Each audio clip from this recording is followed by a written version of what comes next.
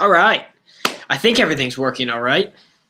I'm trying a new setup for once. Trying something new. Trying something new, folks. Trying something new. Is there anything wrong with that? I don't think so.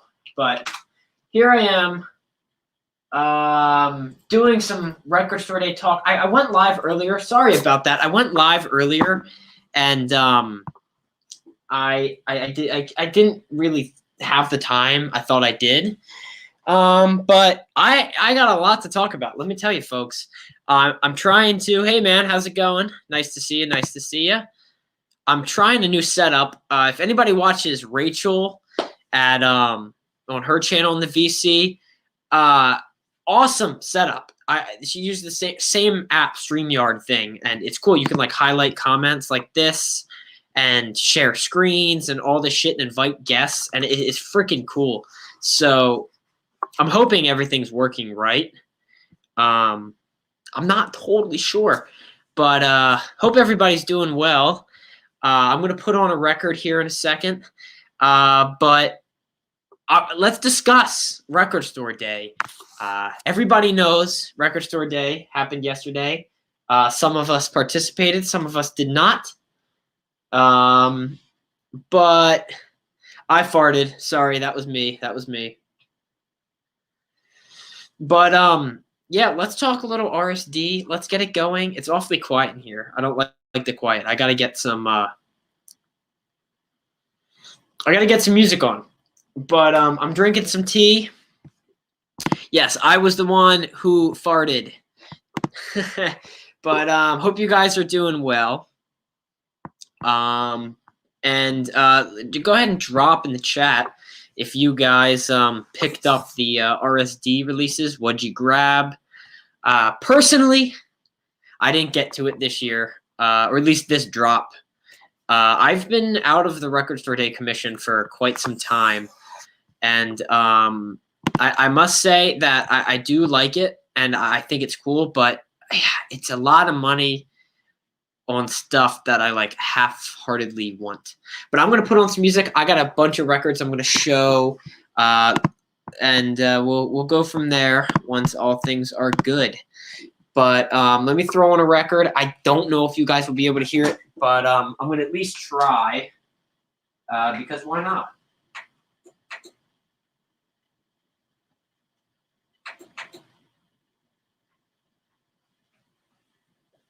All right. What's going on, folks? Nice to see y'all. Hope everybody's doing well. I'm grabbing some new releases. I'm grabbing some new additions, I should say. I got a lot of shit to show from the past week. Got a lot of stuff. Really getting it going. So did you guys get anything new? I'm getting my stuff ready to show off here, at least most of it. But tonight could be good. It could be a longer stream. I'm not really entirely sure what's going on yet. I believe I have a friend here come joining shortly who might want to talk some records with me. And I think that could be pretty interesting, trying to do this whole interview thing. I don't know. If anybody has something they would... Yeah, I'll highlight that. Hell yeah, dude. I did a little bit of a different thing this year as well, my friend. Hello, hello. How's it going, all the world? I love that name, man. I love Rush, and it's awesome. Every time I see you pop in, it brings me joy. Cheers, my friends. Sunday, I'm off tomorrow. I don't work tomorrow, so I decided to do a little bit of a stream. But that estate sale's awesome. You can hardly spend $40 and get one record on Record Store Day. I'm guilty of that. I've bought them. You know, I've bought them. What can I say? I'm guilty of that just as bad as anybody is. But ooh, It is. Some of them are tempting. The ones I was looking at, like really thoroughly, was just the two Steely Dan ones that dropped. One of them's out of press or something like that, and let me tell you, I want them because I love Steely Dan and I want their discography on vinyl. But it's good to see some nice heads in the community, in the chat. Trying this new streaming setup. Hopefully everything's working for you. I think I'm going to share my screen and we're going to look to. We might see how much some of these RSD releases are already going for. I might pop up a little Discogs or something. But I'm going to go through some of the new shit I got. I didn't do RSD, so none of this is going to be that. If you're looking for RSD, this is not the right place, but we're going to talk about Record Store Day. I'm not going to show the release, but we're going to talk about it, right? And in the background, I got Grateful Dead spinning. I don't know if you can hear it. Probably not. My mic's kind of not great. But let's go through. Steve, All the World's a Stage. I know you're going to like this. I'm pretty sure you were talking about it. But Supertramp, Crisis, what Crisis? Yes, my friend, I will likely do that too. With the Sabbath box coming out, I depleted most of my RSD funds.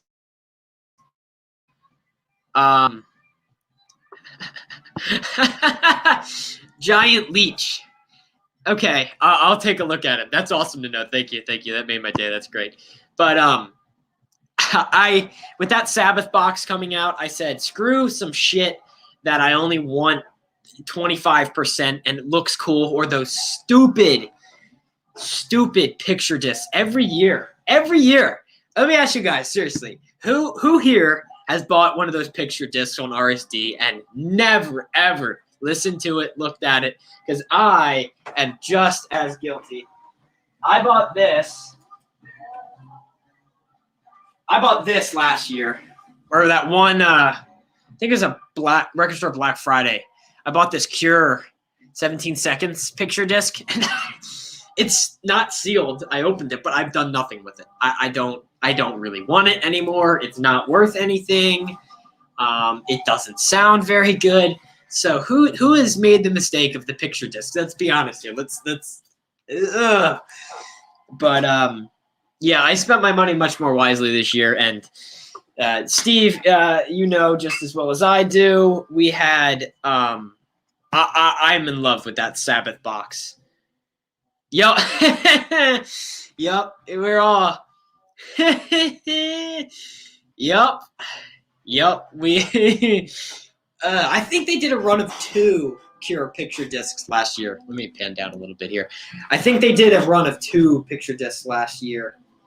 And I only grabbed, thank God I only bought the one, because yep, we all got it. We all made the mistake. But that Sabbath box immaculate. I'm not a huge box set guy, but you know what? This one, I suppose you could say that. I mean, if you need like absolutely everything. Oh, you know what? I misinterpreted it. Let me highlight this again. I misinterpreted this. I thought that you're saying to get all the albums, and I was like, you can just get the standard. But then I realized you're talking all the record released by a band, and that's true. But I tell you what, I could never be a completist. Maybe I could be a completist if I collected records by one band and one band only. But trying to be the completist when I have like 300 different artists and I'm building their discographies, I could never. And if it's a really, really cool picture disc, I could see it. But yeah, I tell you what, I couldn't do it. But that's just me personally. But yeah, those picture discs just aren't my thing. All right, so here's what I'm going to do. I'm going to look let's talk a little more RSD. So let's bring this back up. Giant leech on Discogs. Let's take a look. I'm not trying to call anybody out here, but this is too funny not to put up. So let me put it up here. Let me see if we can do a little picture in picture. Okay, so here's my Discogs. Here we are. You should be able to see it. I'm really hoping you can. Let's take a look here. I'm trying to figure this out. Okay, giant leech. Let me get the spelling right. L-E. Okay, that's what I thought. Okay. Let's see. I'm not exactly sure how to search for people on here, but we're gonna figure it out. Let me check. Okay. So here we are in Discogs. This is awesome. I don't know. How do you search people? Is it like a friend? Okay, wait, hold on. It's community. Friends, here we go. Yeah! Let's add him. Okay. He's got a lot for sale. Oh my god, I feel so bad doing this. I feel like I'm just calling somebody out. Okay, so you can see it. Cool. Yeah. Oh, yeah, that, I want to get that. This reminded me. I believe there's that Rush guy, Prague guy here, Steve. I think there's like I know they re-released it for RSD a few years back, but I believe there's that original Hemispheres picture disc. Now that's something I might buy. That's something I actually might buy. Because that's just kind of like the original picture discs I think are a little cooler, but I don't go out of my way to grab them. I mean, I have a few, but yeah, they are cool. They are cool. But I just don't think they're super practical. And they are a dime a dozen now. I see them, and the worst, I think, for me, let me pop back to this for a second. I think for me, the worst part about picture discs is that, at least in my opinion, you can't.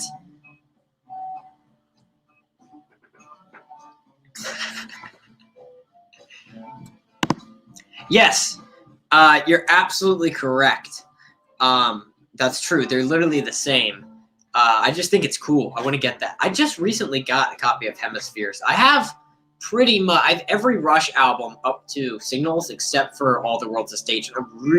I've never ever, not once, seen a copy of All the World's a Stage to buy. Or not, although I'm sorry, Exit Stage Left. My bad. I have All the World's a Stage. I got the name here. It's messing me up, but they do look identical. Okay, so we got this back up. Let's. I'm trying to make a layout where I can do like a picture-in-picture type of thing, but I have not quite figured that out yet. So give me 1 second. All right. Well, this is good enough. Okay. So what is this from? Factory sealed. So yeah, 250. Grateful Dead Origins. I mean, this stuff is crazy expensive. Let's go price lowest, and let's go to. Okay, so this is some CD junk. So let's look at vinyl. What's the cheapest record he has on here? Okay, Eminem. Some of this is not. All right, let's sort it the opposite way and kind of roast this guy a minute. Freewheeling. Okay. I don't know if this is on or not. I don't know what the median for this is, but that just seems like a lot to me. And I have, I agree, buddy. I agree 100%. Is this right? Is this really worth this much? Is it not even a one-step box, is it? Misprint? All right, let's go and look at the, is there like a more for sale? Wow, that just seems like way too much for me. I'm not a crazy MoFi collector by any stretch of the imagination. I like MoFi. All right, yeah, let's take a look here. Let's go back here. Yeah, he's got a huge rating.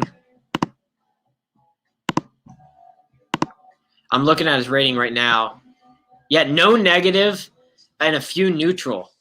So I guess this guy is selling good stuff, just the prices are a little okay, yeah. I just checked. The median for this is $84. This guy is so far out of the ballpark. Let's just take a look. I get it's mint. And that's cool, but if we look at the release page here, it's the exact same thing. He's asking over double the highest, and I would assume that the highest was probably a mint, since this is a 2012 press. The highest was probably a mint sealed copy. So this guy is just, whew.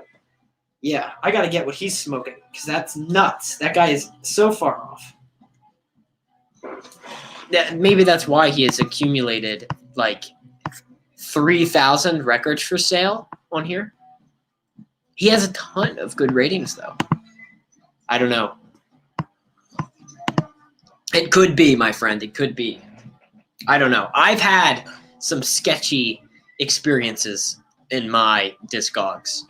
I like Discogs, and I still will continue to use it. But I bought, great prices for originals, and I get it, and it's a reissue. Yeah, I agree, man. I agree. I think eBay's worse, in my opinion, because the eBay Plus cover is like ring worn, shredded. I don't know how they're like VG plus, and I'm like, this looks like my ass. I don't think so either. I don't think he's selling many either. All right, I'm going to keep going through a few of the things I bought recently. Let's talk a minute. Let's talk a minute about a score. You guys keep up in the community. You guys know what records are worth. $5 I paid for this, okay? $5 I paid for this. Beautiful copy. Little ring wear, absolutely immaculate, nice spine. And ladies and gentlemen, let me just show you this. $5 I paid for this. Clean. Super, super clean. Super, super clean. I mean, really, I played it today, and it is immaculate. Hello, hello. How's it going? Hope you're doing well. Greetings from Pennsylvania. Cheers, my friend. Cheers. But this was a hell of a score for me. But here's the problem, and I'm going to be honest with you, folks. I can't get into it. This album is on so many lists of amazing. That's the point I'm trying to make, my friend. And here's what I want to do with this. I got this for very cheap, and I want to sell it, and I want to make a little bit of money on it.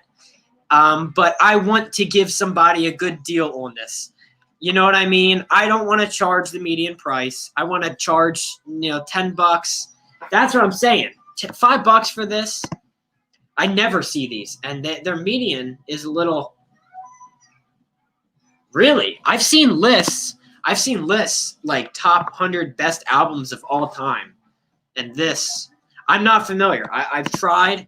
This is my second album of hers, and I bought it mainly for resale because I know somebody will buy it and enjoy it and possibly give it away on the channel. I don't know.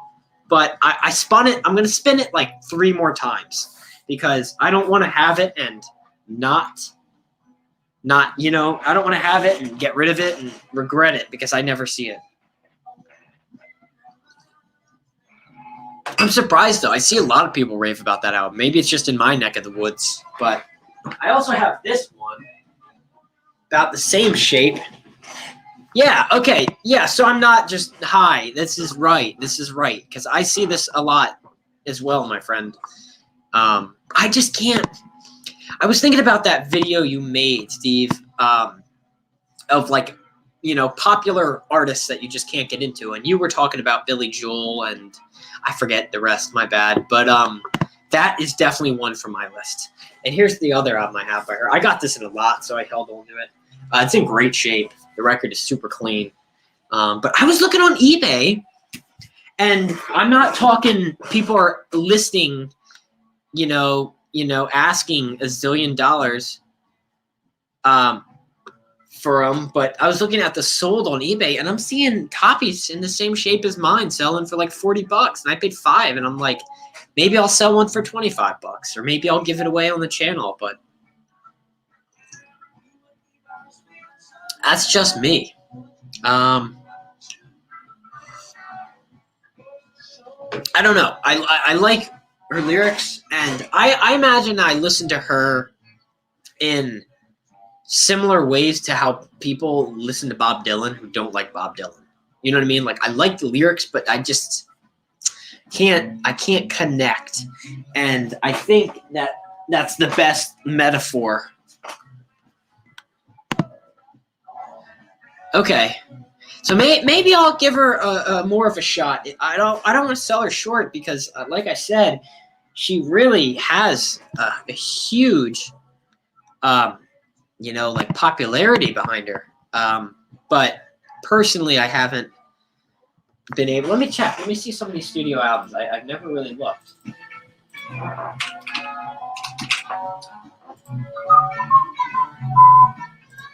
Okay, so I see the one you're talking about.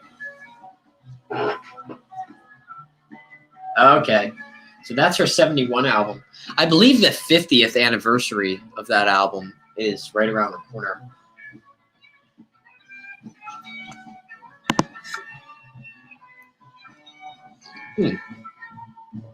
Good to know. Good to know. I'm really starting to get my foot in the door of folk. I'm really digging it. I'm really digging it.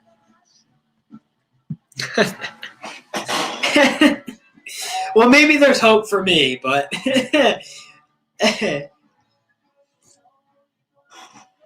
maybe I should just quit while I'm ahead. I don't know. I just don't know what it is. I just can't get on board with it. But on that same topic, I'm going to pull the comment back up. Is there anybody else that you have that same problem with? Because I have a few bands that I have that problem with where I keep trying to get it, and I keep trying so hard. Okay, will do. I'll follow that right now, actually. Why not? But is there any other bands that anybody watching has?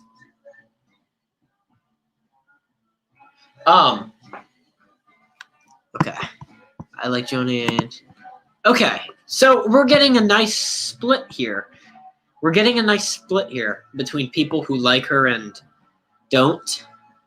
I mean, I know she's a huge figure, but like, what am I supposed to do? And I hate being one of. I would never want to be one of those collectors that has all their albums and never listens to them, because like, I've been that before. Like, I've bought records because they're popular, and then I'm like, I don't want this, and I don't do that anymore. Way too much good music out there to fill my collection, because records take up space. If there's anything I have learned in my 7 years of collecting, is that, man, records take up space. They are heavy. Once you start getting more and more records, they get heavy. They're fragile. They're heat sensitive. Holy shit. See, that's interesting, because I'm the complete opposite. I really dig Van Morrison, especially the early half of his career. And Joni, not for me. But I dig Van Morrison, and I never see his records. Oh, my God. I found a copy of Moondance for 50 cents, and boy, I shouldn't have bought it. I put it on the turntable, and it looked like one of those, like, sanding discs, and it was just so bad. Like, hold on, let me...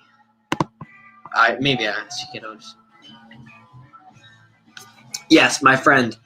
There's definitely been some artists that at a younger age I couldn't get into, but then I get a little older, a little more life experience, they start getting a lot better. Like Neil Young.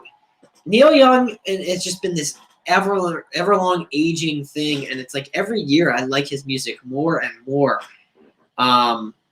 But there's definitely oh, what's up, Chandler? Chandler, I believe, is going to be joining us when he is home. He had a haul. We're going to talk some music. I believe he is going to be invited to this interview. And if anybody else would want to hop on here, why not? Go ahead. I don't care. I'm just having an open discussion. I really like what Rachel's doing on her channel, so I'm trying to get some of that discussion going for my own. I think it's fun. I don't dip into the politics as much necessarily, but I like talking records and records only. But definitely true. Definitely true. One band. I'll say this. Okay. I can agree with about half of this. Here's what I'm going to say. And this, people can disagree with me. That's why music is so dang great. I like The Clash. I don't think they're punk. I will say that. I will say that all day. I do enjoy The Clash, but I do not in any way, shape, or form think they're really punk. They're pop punk or pop. Sex Pistols, punk.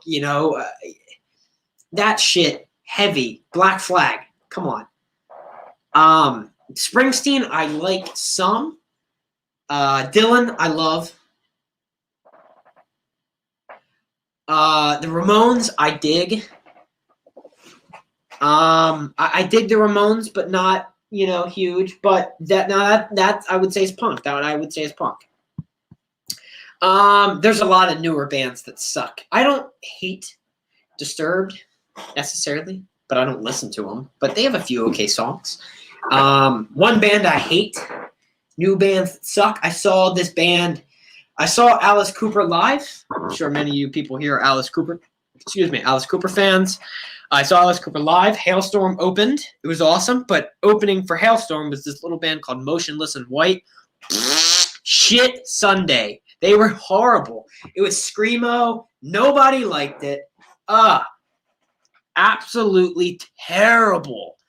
That's a new band I hate.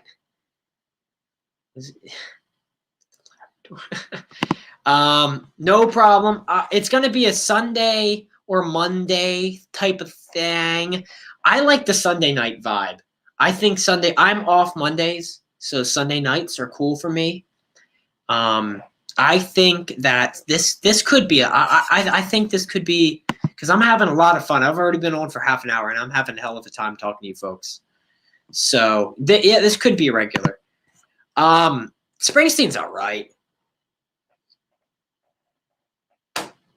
I have a bunch of his albums, and I listened to maybe 2 of the maybe 10 I have. People dig him. I don't dig him really that much. That's an awesome. Yes, Nickelback. Oh, Nickelback. Oh boy. Meme. We're getting into meme territory now. We're talking meme rock. TikTok rock. What is this trend going on with like this yacht rock movement thing? What is up with this thing? I mean, I get it, but like when did we go from classic rock to this yacht rock? Is that just like soft rock? Is that what's going on now?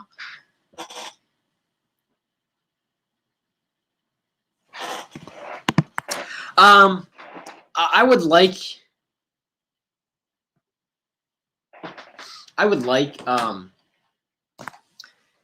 like to get his first. What is that one? The Greetings from Ashbury Park, I believe it is. And then that's about where I'm going to draw the line. I pretty much have everything else by him I would want. But that might be and I'd have to get it for like $5 or less. If I could pay $3 for it or even $1.50, fuck it, I'll get it. That's interesting because I'm jealous. You seeing Tool. That's nice. That's real nice, man.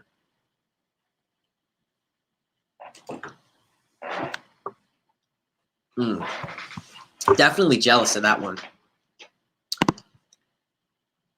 Okay, so it's like it's that softer shit like Seals and Crofts, probably Dire Straits. I don't know. I just call it classic rock. It's all classic rock. To me, it's just all classic rock. Yeah, I get it. I'm not blaming anybody for that. What's up, man? Hope you're doing well. Nice to see you. Thanks for tuning in. Yeah, I have this kind of rule where if it's something I kind of want or something I don't know by an artist that might suck, around $5 or less, that's right around where I'll sit. That's my step put a toe in the water price for records. But if I see a Springsteen album I haven't listened to or I don't really want, I'm not paying $10 for it, because $10 when you're buying records adds up. Because if you get $10 3 times, you're getting a $30 record, and you can have 3 junker records or 1 really good record. Okay, right? Anybody with me on that? I think I'm onto something there.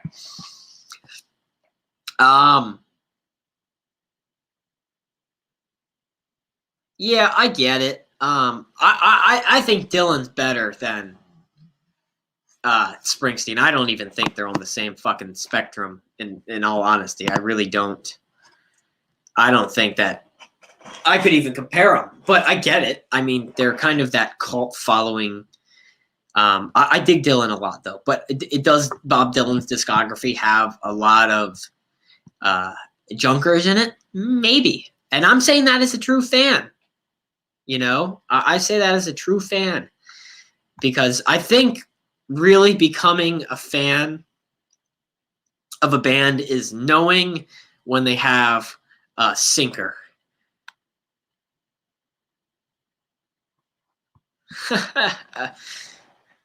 Taco Friday, that's awesome. But I think that knowing that when a band has an absolute sinker, like I'm a big Grateful Dead guy. Happy Hippie, you are too. And man, there are some shows that suck. Whether you have way too much Donna, Jerry who can't remember any lyrics, but they're arguably my favorite band of all time, right? So knowing when, yeah, me too, man. Many years now I've been with the Dead, but knowing a band that has a shit moment, a brown moment, if you will, that's true dedication. They all got them. Everybody's got them, unless it's like, somebody. I'm trying to think of an example. Bohemian Vendetta, great psych band that released 1 album, then never got a chance to suck. No, well, I'm one of those people. I like the Dead more than Fish, I'll say that. But I'm not one of those people that sway. There's Deadheads who hate Fish, and there's Fish heads who hate the Dead. I'm right in the middle. I like the jam, man. I've been to the festivals. I went to Peach Festival in Scranton. All those jam bands. I saw Trey. I saw J-Rad. Joe Russo's Almost Dead. All those jam bands. And yeah, that's what I mean. That is a Brown moment, my friends. That's a Brown moment for sure. And it's just life. Yes. Everybody does. Motley Crue did it with every album. No, I'm kidding. I like Motley Crue, but I like a lot of Fish songs. Getting into Fish, it was one of the hardest things ever done, because there's like the Dead, and there's like this notion with the Dead of like songs that you'll hear almost every show, but Fish will throw covers in. They'll cover ZZ Top. They'll do everything, and like trying to learn their music to really enjoy their live shows, very difficult for me. Very difficult. I've done it now. I've successfully done it. I love Fish. I'm going to be seeing them on I will be seeing Fish on the 2-night stay in Hershey this summer, hopefully, along with Dead and Company.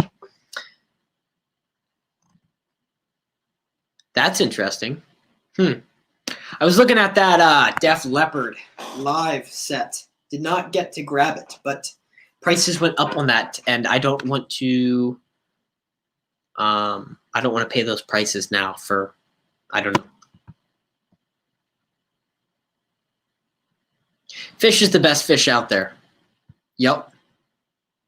Yeah, if you're around long enough, you're gonna make a stinker, unless you're just that good. Like, I mean, even the Beatles have a few songs that don't quite stand up to the rest of their discography. Very few, very few. Cool to hear. Yeah, I'm seeing Fish for the first time this summer. Hopefully, COVID is a little crazy, but hopefully, I will be able to see Fish this summer if all things happen. I'm right next door to Hershey, PA, Pennsylvania. So I'm talking like walking distance to the venue. So a 2-nighter, a Fish, and then there's some Dead sprinkled in there in August. That's what we call a win. And tickets are decently cheap. It's all GA. So, you know, all right, let's have a party. Let's tailgate, right? I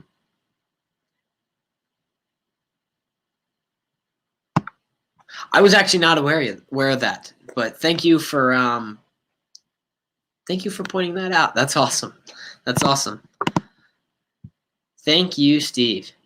Look at Steve. The knowledge of this guy is nuts. The knowledge of this guy. The concerts he has seen floor me. I mean, I'm talking floor me. I watch his videos, and man, just to see a hundredth of the concerts that you've seen would be. I'm in such a shitty situation because I at least know this music, this terrific music that majority, 99.9% of kids my age don't know. You know, we were just talking about Grand Funk being an example, and I'm so blessed to have it in my life. But man, I don't get to see any good concerts. You know. And I get that bad treatment when I go to concerts. Like, oh, what does this kid, you know about music? What does this kid know about Kiss? Yeah, you know, I get those weird looks because when I saw Kiss last summer, I got like super exclusive like VIP seats. Not last summer, 2 summers ago. Sorry, forgot about COVID. Let's just erase that year. But I saw Kiss. And I got super close seats. And man, I got horrible looks from all like the, you know, men with beer guts that were, and I'm not shitting on anybody, but like, man, I got some terrible treatment. So thankfully I have the vinyl community to express my knowledge and be appreciated because yes, I get that a lot, actually. A lot of people tell me that, but you know, I can at least watch the film, and it's really unfortunate because I'm not saying beer guts are a bad thing, my friend. I'm not saying that. But it's the haste at concerts that I've had that really sucks. But the VC is a wonderful place. I've got nothing but love in the VC. But I get that tons, and it's just, you know, at least I know the music, and at least I get to experience it. I wish there was like a new band pushing boundaries like those bands did. You know what I mean? Concerts are so...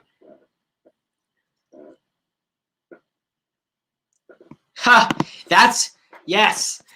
You know what I'm talking about, right? It's how it is. Who did I see? Let's see.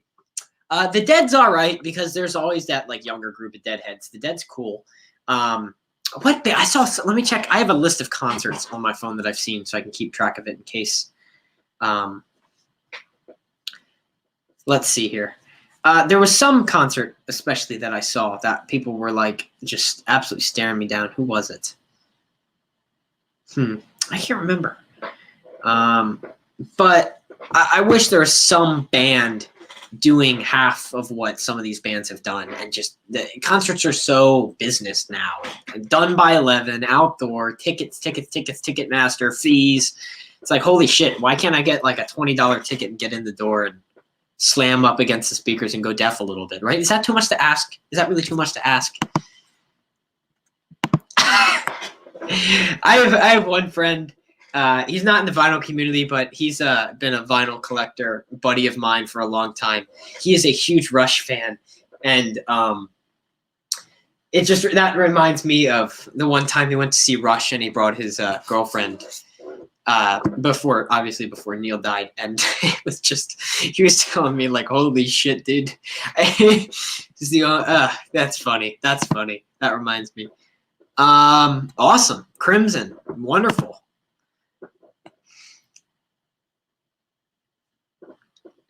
That is neat. Let's see. All right, let's see, my friends. That is freaking awesome. That's all I have to say about that. Probably, yeah, you might be right. All right, I think support your local scene. Always support your local scene. Always supporting constantly. I could have spent like $20 less on that Sabbath box set, but I didn't. But I did not. And here's why. Support your local scene, my friends. Support them. It was like 90 something on Amazon, and I paid $110, which is fine. I still think that's fair. I hope you bought it. Cream. All right, so I believe I'm going to have my friend Chandler here. I've talked to him before. He's a good buddy of mine, likes a lot of music. Heavy psych hitter joining this in a minute. Hopefully we can get this going. Awesome. I'll keep that in mind. Thank you. All right, I'm going to pop a link in to this thing, and if anybody wants to join, go for it. I can have up to 6 people for free. I know my friend Chandler's going to join, but if anybody wants to hop on here and say anything, even if you want to just pop in and say Baba Booey, I don't care. Oh, I got it. I thought I was confused, but that's crazy. I mean, these ticket prices, I'll be honest, we might have a little roast session coming up. I might pull up some Ticketmaster prices and just outrageous. General admission, not even guaranteed a freaking seat, and you're asking $270. The fees, it drives me insane. And I'll be honest, I'm one of those people who thinks it's worth it. I like sitting close at concerts. I like sitting close. There's the link for anybody who wants to join. I like sitting close. You don't have to, but I think if you're going to do it right. Okay, right? Why buy a G Plus when you can buy a near mint? Do it right. But I don't know. I just think ticket prices are getting too out of hand. I think Ticketmaster is not great, especially with some of the Grateful Dead stuff. If anybody here is a super Deadhead, I need many miracles these days, right? I need a lot of miracles for these concerts.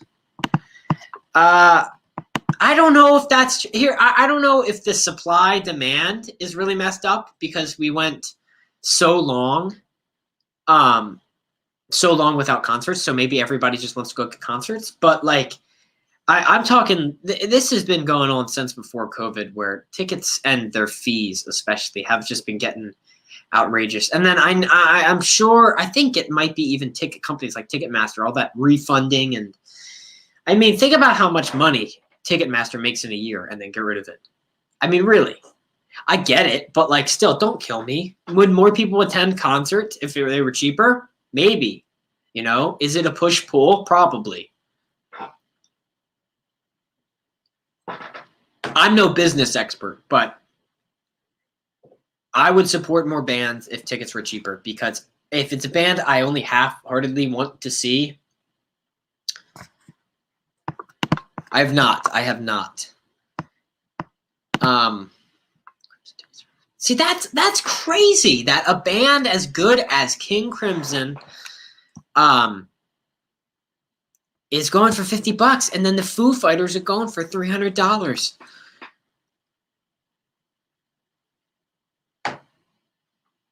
I'm not of the understanding. I cannot comprehend that stuff. I really cannot. I've just gotten... Yeah, I'm a little confused here. All right, so I sent out a link. I'm gonna send the link one more time for y'all. They start at 50. That's just not okay. Yeah, and I get that. And you know what? Here's the thing though. This is the thing for me. And this is what many companies do. I'm gonna buy the tickets. So I can complain all I want, but I'm gonna go. And I'm gonna probably spend a bunch of money on tickets. And I'm gonna buy $14 beers. And it's just how it is. So it's whatever. It's whatever. All right. I'm going to add you guys to the stream. Hello. How's it going? Hey, how are you doing? Not too bad, man. I'm trying to get this all spaced out here. All right. What's going on, man? Just sitting here drinking beer and sounds good. All right, man. All right. We got our records. Can we say shit? You can say whatever you want on here. I don't care. Let's do whatever. No problem. No problem. Econ 101. That's actually funny. Econ 101. I'm taking that class next semester. I have to take that. No lie. Oh, boy. Okay. I don't know if you can hear me or not, man, but we can. We're all good. Okay. My bad, man. I didn't mean to. I was gonna try to get on earlier, but man, no traffic problem. here. No problem.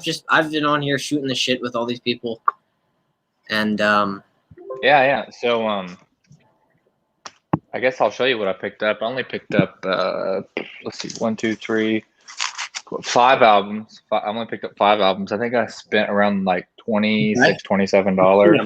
So okay, cool. Okay, solid. But anyway, I guess I'll show you the first one. So this is common. Awesome. Yep. See, this is really hard to do. I'm trying to figure out which. Okay, there we go. You got to go Steely Dan's. Yep. Yeah. There you go. I paid, I think $3 for this. I'm pretty sure. Solid, man. Yeah, it's a. I'm pretty sure it's a first. It needs cleaned. Like I literally just got home, so I don't know if you can see that, but nuts. It's I mean, once I clean it up, it'll probably be like a VG Plus coffee. Good enough. Yeah, absolutely. That was kind of a tough one to find. I don't know why. And then here, I'll take it out of the sleeve because I know some people absolutely hate it. But then another thing. That is Steely Dan's. I think this is their debut, isn't it? I'm pretty sure. Maybe their second. Is it their second? I'm pretty sure. I know it's not because you just got the last one you showed is their first. Okay, I always get those two confused because it came out with like a year apart. That is a obviously killer album. One of probably a third favorite of mine. I think there's the back. Paid $4 for this. I mean, there's no ring wear on it whatsoever. So that's clean, man. That's a great price. Yeah, $4. That's not bad at all. I always thought the cover was really, really strange. This is one. I guess if you want me to keep on showing, I'll keep on showing. It doesn't bother me at all, man. Do you have something to show? Yeah, this album, beginning into prog this year, and this album has always been on my radar. Selling Them by the Pound, Genesis. I mean, it's a classic. Everybody knows what this one is, but for some reason, where I live at, this is one of the hardest Genesis albums to find.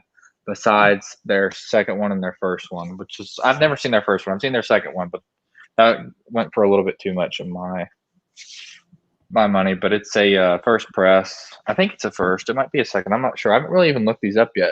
I just bought them because they were a good price. And sure.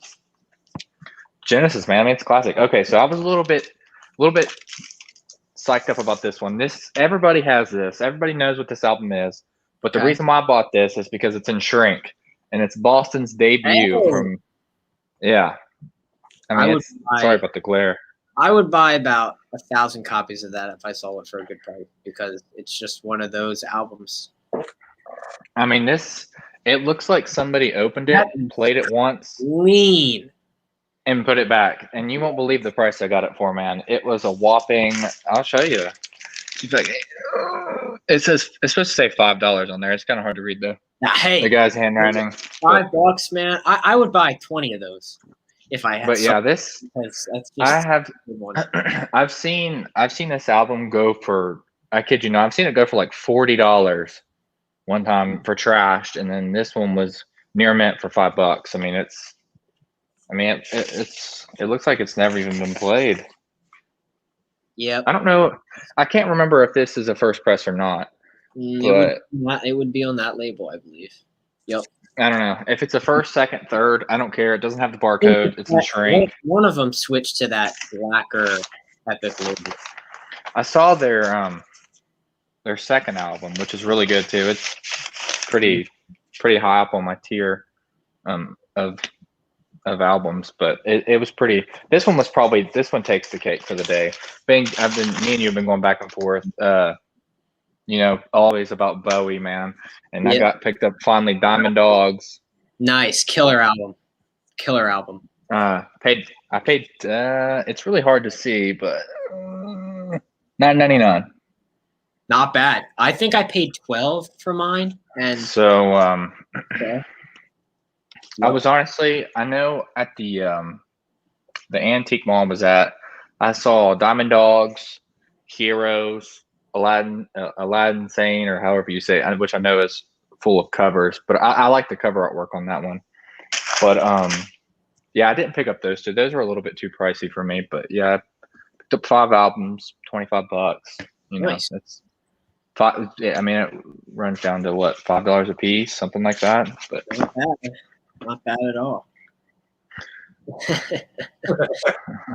No balls on the back. I'm not for sure. I don't think so. No, this is the airbrushed cover. I'm pretty sure.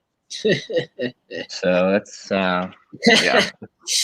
To be honest, I have I don't know what it was about Bowie, but for the longest time I never could understand why he was so popular and why people liked him. And I always thought he was just so different. And I guess that's the main reason why everybody likes him, is because he's so different. I mean, so well, really, he is different, but it's definitely kind of an acquired taste unless you start out with that kind of glam stuff from. I still think that my favorite is Hunky Dory. I mean, that's just, oh man. I would probably maybe agree. I mean, I like Ziggy Stardust, and that's probably my second favorite. But I think Hunky Dory is just. I mean, it's like that's when he really hit his stride, is with Hunky Dory, and Hunky Dory all the way through maybe, I don't know, his early '80s stuff. It's kind of because of the '80s production and all that, all that stuff that people really don't like, and I'm one of those people who, if it's an '80s album, it's just, I don't know, I'm 60s and 70s man for me all day, but I do like 80s and I do like 90s stuff, alternative and all that stuff, Sure. But, right. Chris, do you want to talk about something? I saw you pulling some records out. Yeah, so I pulled some records. So I apologize to the 4 of you that watched my vinyl finds video from a couple days ago, or actually it was just from yesterday. But basically, I went to my local record store, I think last Monday, and I was checking out their used section, and then I went on Record Store Day as well. So I kind of have 2 themes. Mm-hmm. I was in there looking through the used section, and then the owner is like, hey, what are you looking for? I'm like, oh, I'm just looking through used records today, and I'll come back for Record Store Day.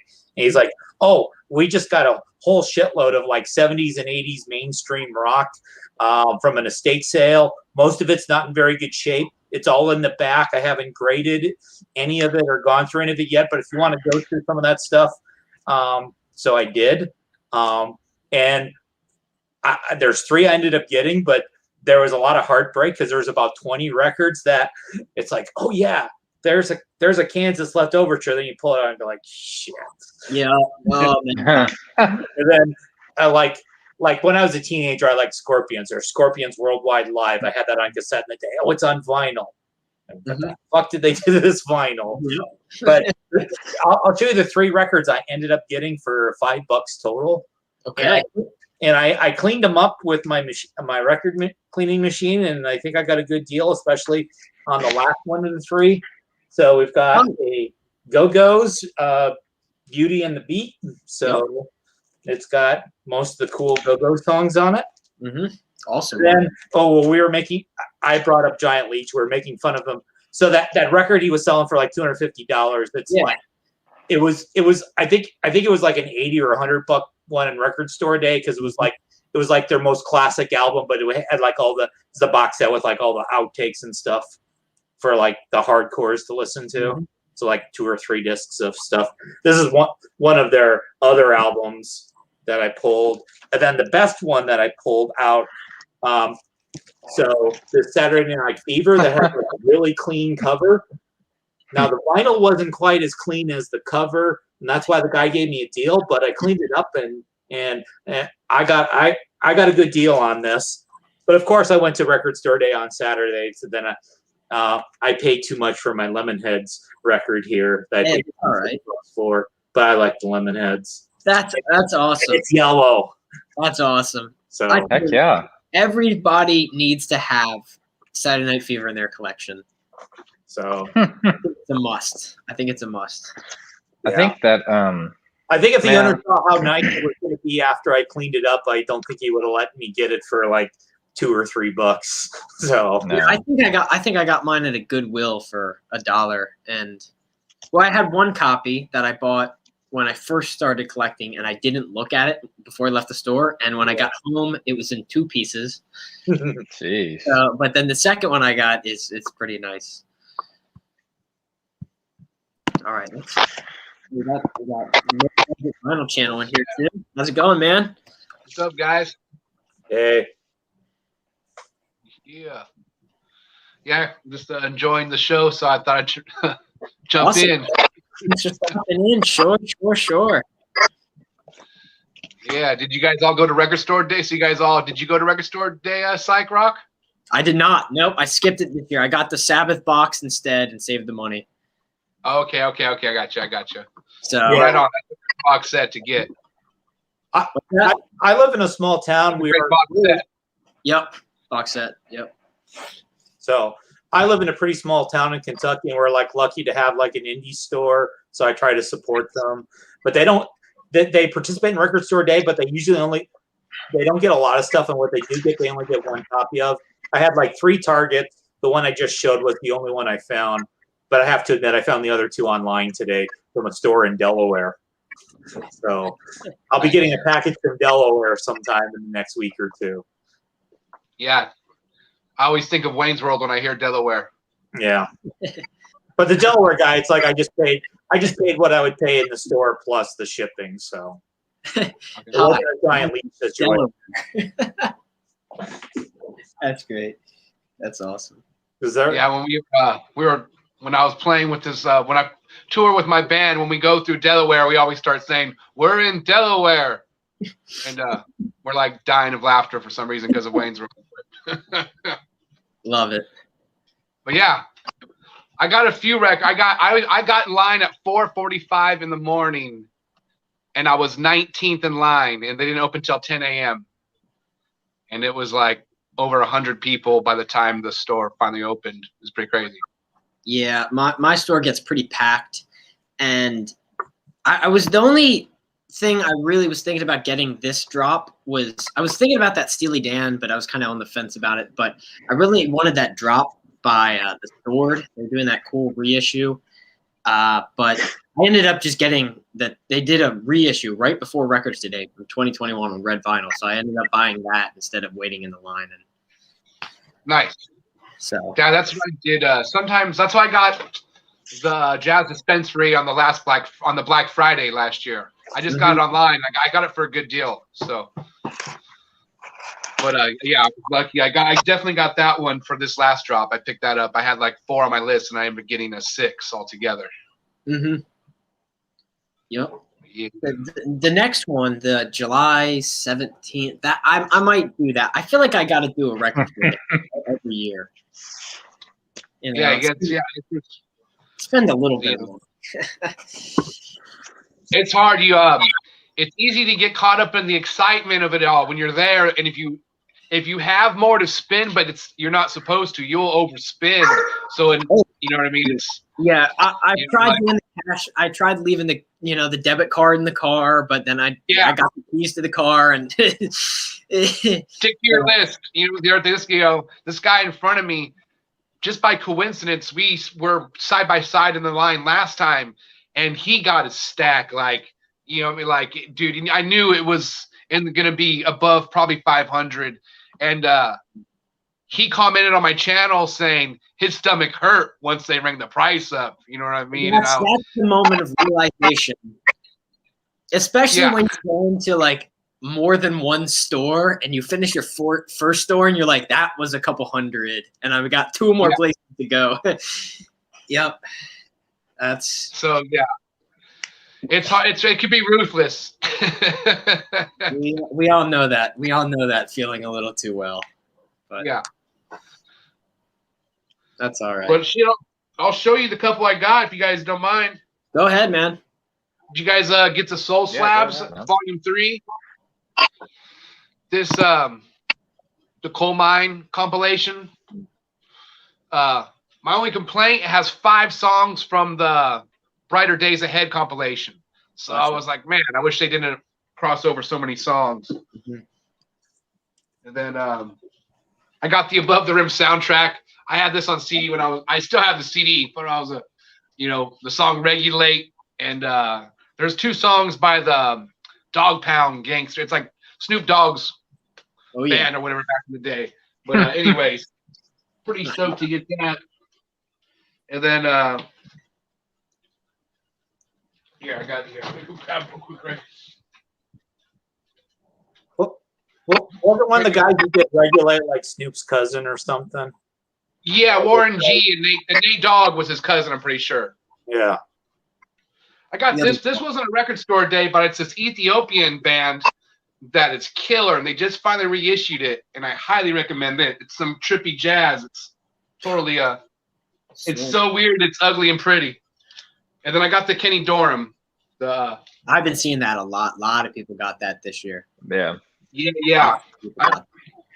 It was only $24, so it wasn't overpriced. You know, and it's a great record. A lot of people were saying that it was affordable. I was watching Rachel's stream earlier, and a lot of people were talking about that. I just finally listened to it this morning, and it's good. And then the Grunge Truck one, I had this on CD. I still have this CD, and this was a popular band when we were like our teens, man. We were playing the crap out of this album, playing pool with my friends Pad, who had this pool table, so we thought we were super cool. And then I got the Jazz Dispensary one. Awesome. So good stuff, man. Good stuff. Didn't go too overboard, but just went 2 over my list, so it wasn't too bad. That's okay. That's not that bad. Sometimes you have the list, and then you're looking and you see something, and you're like, oh, because you kind of have to hold on to it if you're gonna buy it, and then you end up just taking it to the register, and that's how I got that Runaways live album the other year. I got a Green Day RSD. I just see the stuff. I got that one Pink Floyd mono reissue they did for Record Store Day that one Black Friday. Well, I didn't know about that one. Nice. Yeah, it was the Saucerful. Yeah, that was a few years ago. That was like my second Record Store Day ever, because I had like 2 years of collecting. I had no idea it existed. Man, my first record store. I remember on 2009, I had this project that I called Pleatherface, where I wore a mask like Buckethead, and I played to a backing track, and I played at a Vinyl Revolution in Monterey, California, with the Mystery Lights, who are a pretty big band now. Mm-hmm. They're definitely they're like psych rock. They're like garage band psych rock, and they're signed on the Dubtones label, or it's a subsidiary of it's a big label out of New York. I can't think of it right now, but they were like an R&B label. But anyways, check them out. But that was like my first experience for Record Store Day, and but they didn't really have that many official records. It was more of just like record stores would have live music and like appetizers and deals on their records they would have. Yeah, it's like supporting the store more than this really release heavy thing now. Yeah, so it was more so it was more like a party at each spot, which was a cool vibe. And then it wasn't until so I started seeing these RSD stickers on stuff. I'm like, what the hell? It's gone next level. You know what I mean? So Yeah. But it's cool. Yeah, so I pulled something I got on last year, the August drop. It was on August 29th. I remember that because August 29th is my birthday. And so August 29th, 2020 was Charlie Parker's 100th birthday. So I share a birthday with Charlie Parker, although I'm not 100 like he would have been. So I picked up, I wasn't even planning on getting it, but once I found out it was his birthday and my birthday, I just did it. So I got this Jazz at Midnight last year. So awesome. How is it? I mean, it's okay. It was like a live show, and it's not like the most stunning like recording ever. So yeah, but I mean, it's Charlie Parker, so it's not like it's not going to be terrible, but it's I got you. It's not like the best one out there. So, but that was obviously they played into the gimmick really well. It's just you turned 100 on Record Store Day. So. Oh man. August 29th is also Michael Jackson's birthday. Michael Jackson, that's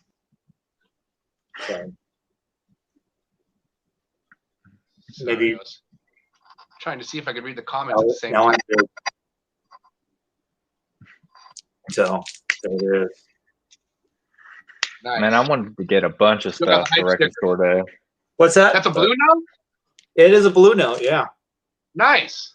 Hell yeah. Yeah, that is pretty nice. It's like midnight blue is the vinyl color. Does it kind of show up that it's blue rather than black? Yeah, it's blue. Okay. Whoops, accidentally kicked myself out. No, you're good. Oh, that's Man, why. Okay. I have never bought one item from Record Store Day, not once. I've never been to one Record Store Day ever. They're fun. That's not a terrible thing. Never. Yeah, I like it. I like the sitting. I've known about it for a really, really long time, but man, it's like I'll think to myself, man, I don't want to get up that early. Maybe I can just go back and get it on later in the day, or maybe I'll pick it up later on. But it's never there, and if you go online, they'll try to make a profit on it. Like I wanted to get the Dead box set, the Doors, Morrison Hotel Sessions. They were supposed to drop the Bill Evans. I can't remember what it was called. I think it was like $85, but then they decided to pull it at the last minute. And then the two Steely Dans also I wanted to get, but man, that was going to rack up to like $250, almost $300. I was like, no, there's no way I'm going to do that. Absolutely not. So just stick to buying used stuff, man, for pretty cheap. But definitely. A lot of Record Store Days, I grab a few releases, but I kind of always come home with a big stack of used stuff too, because I browse around the record store. Yeah. Well, and I try to go to more than one place. I kind of make it like a road trip almost. Go somewhere kind of far away to start, and then kind of work your way back. I'm lucky enough to be around a few big enough record stores that. Yeah, you're in the. What's that really, really big store in Pittsburgh? I can never remember what it is. It's like Jeremy's Records. Yeah. I've always wanted to go there. Place is huge. You would need like a whole day for that. That's ridiculous. Oh yeah, to look through everything would be a day or two. I mean, it's huge. I don't collect like 7-inch or 12-inch singles or none of that. So that's not really in my wheelhouse whatsoever.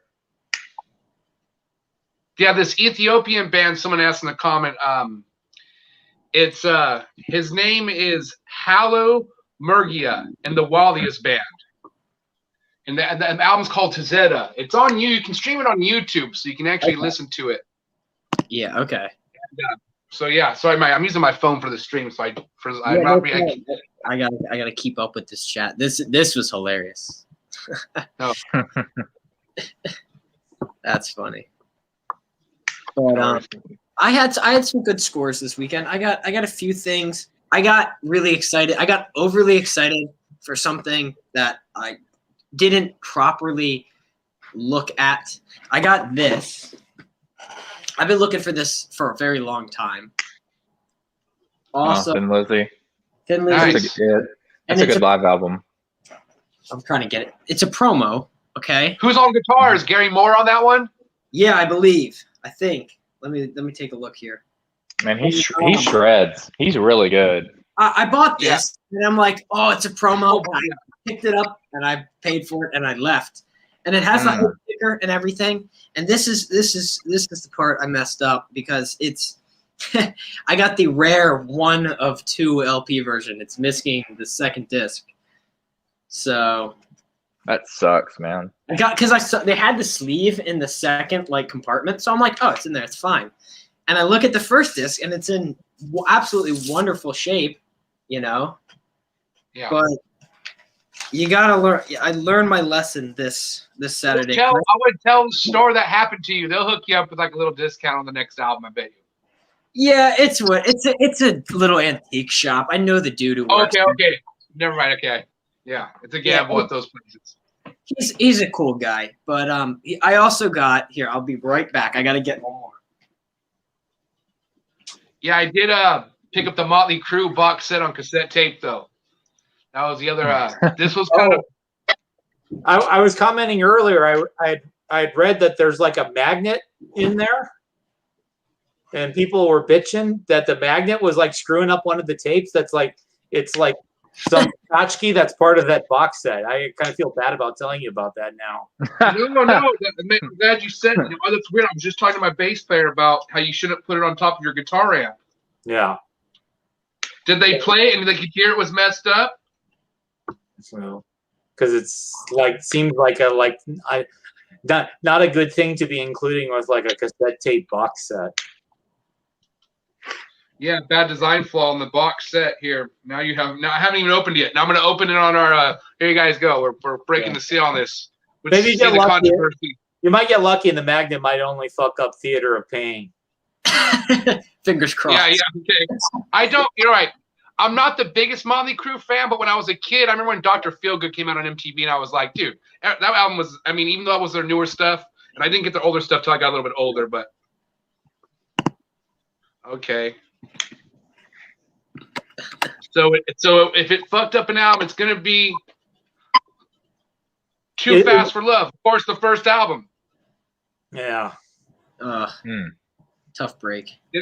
Interesting. So yeah, the way it wraps around, it goes. Sorry, this camera's backwards for me, but so it goes this way, and then the magnet technically is right there on this front flap. Yeah. So, that's the most Motley Crue thing I've ever seen. That just makes sense that they would release. Yeah. It just makes sense. Vince's idea. Yeah, right? He was eating too many cheeseburgers, didn't think the plan. I'm going to throw him under the bus. Everyone else is. You know what I mean? It was Nick Chris's idea, so you'll have to buy a new tape to replace the one that's screwed up. Yeah, that's Cocaine Vince, man.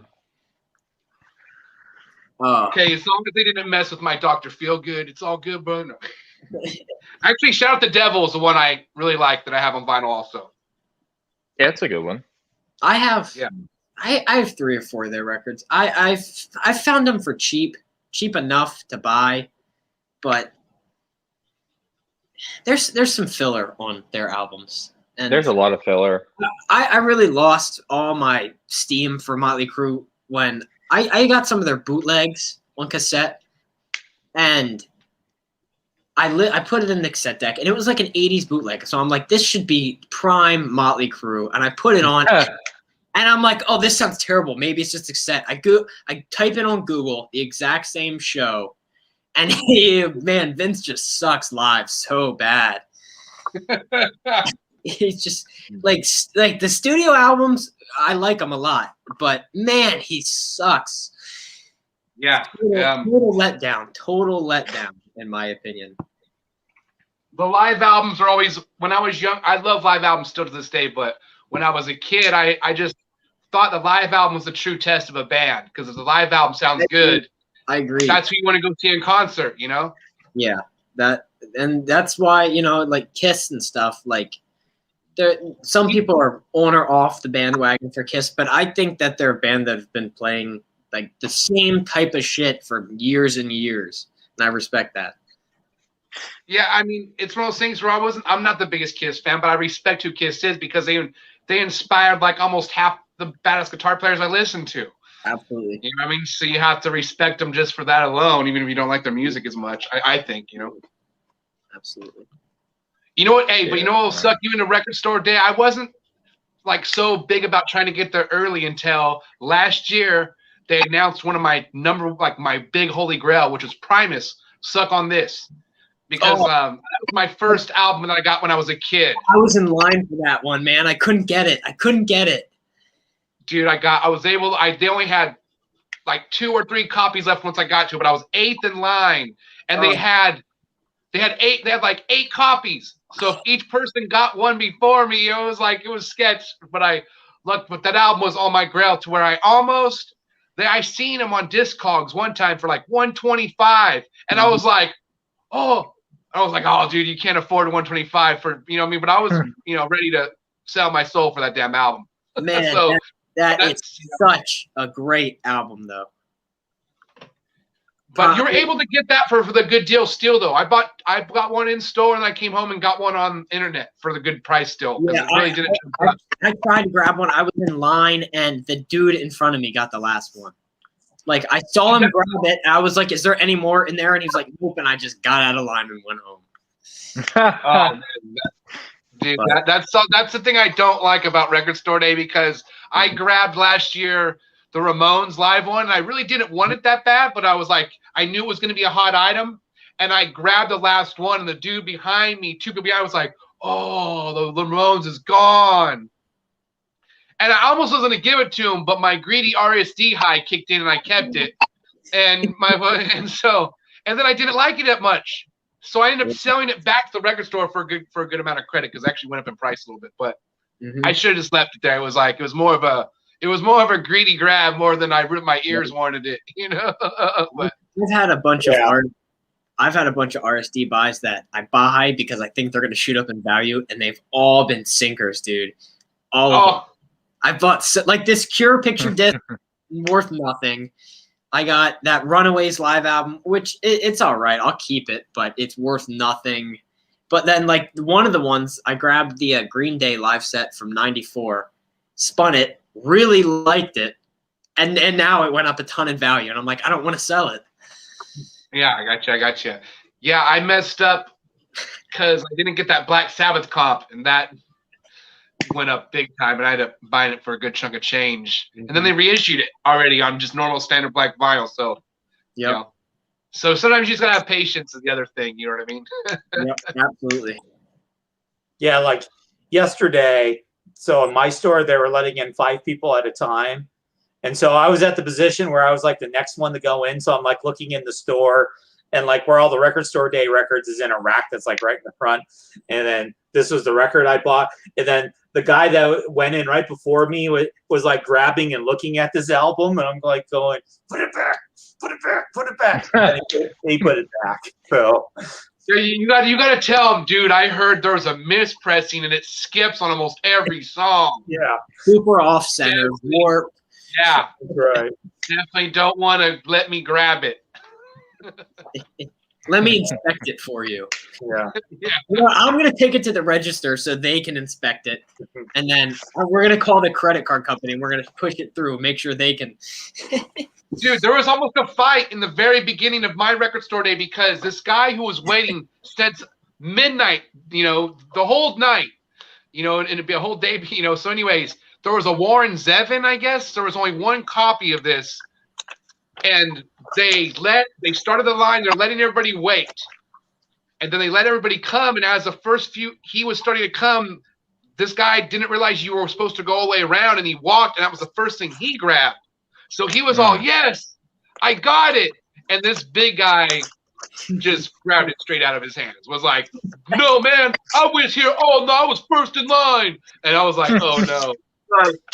Already not too good start, but luckily they didn't, get too butthurt about it. But it was already a bad start, like right off the first 5 minutes.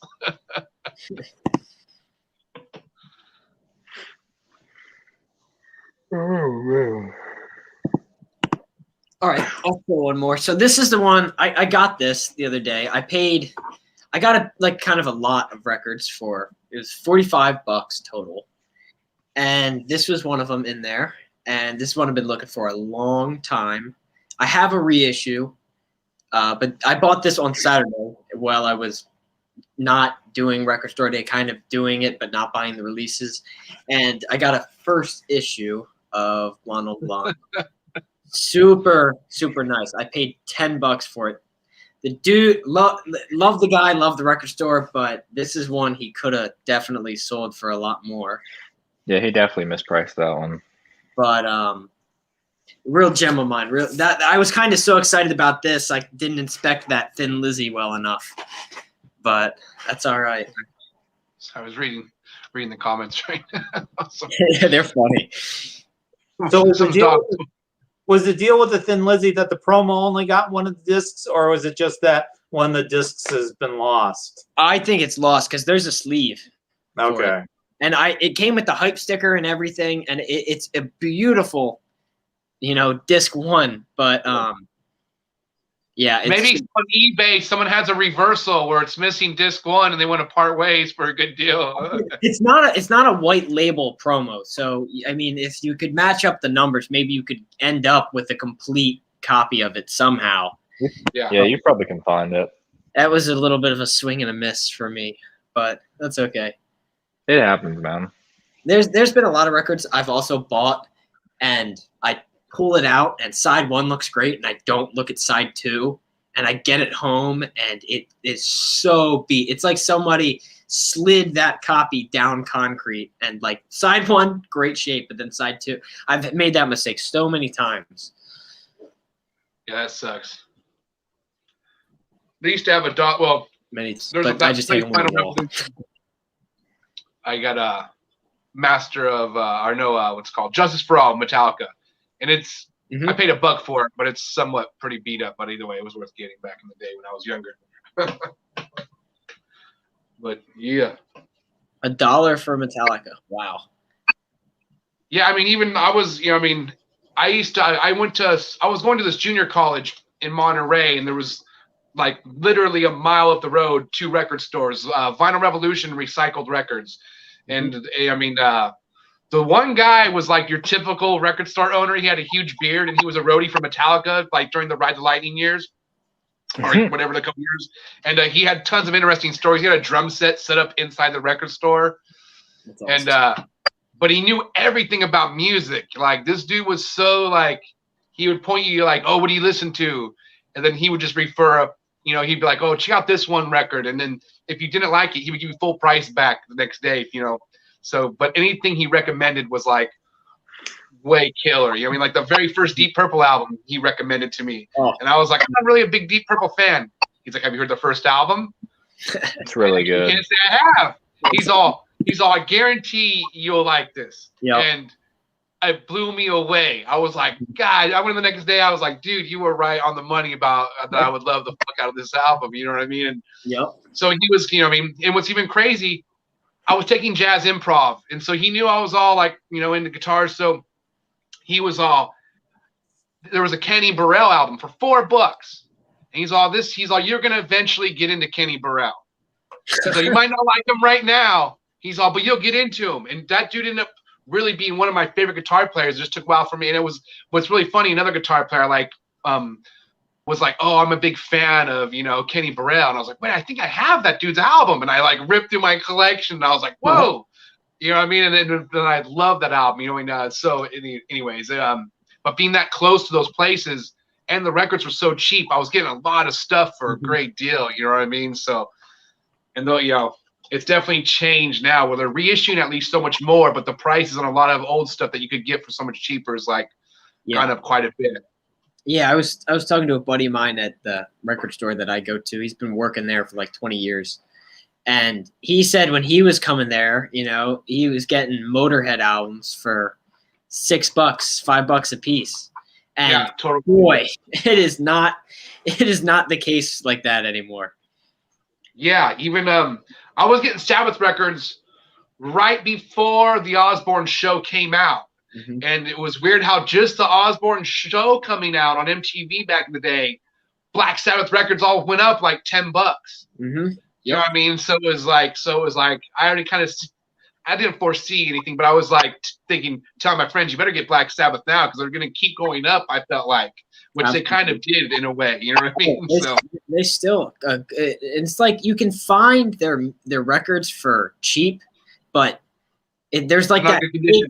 Yeah, it's that big gap between condition. Like, yeah, you can get like a $5 copy of Paranoid, but if you want like VG Plus, you're spending like $30, $35 now.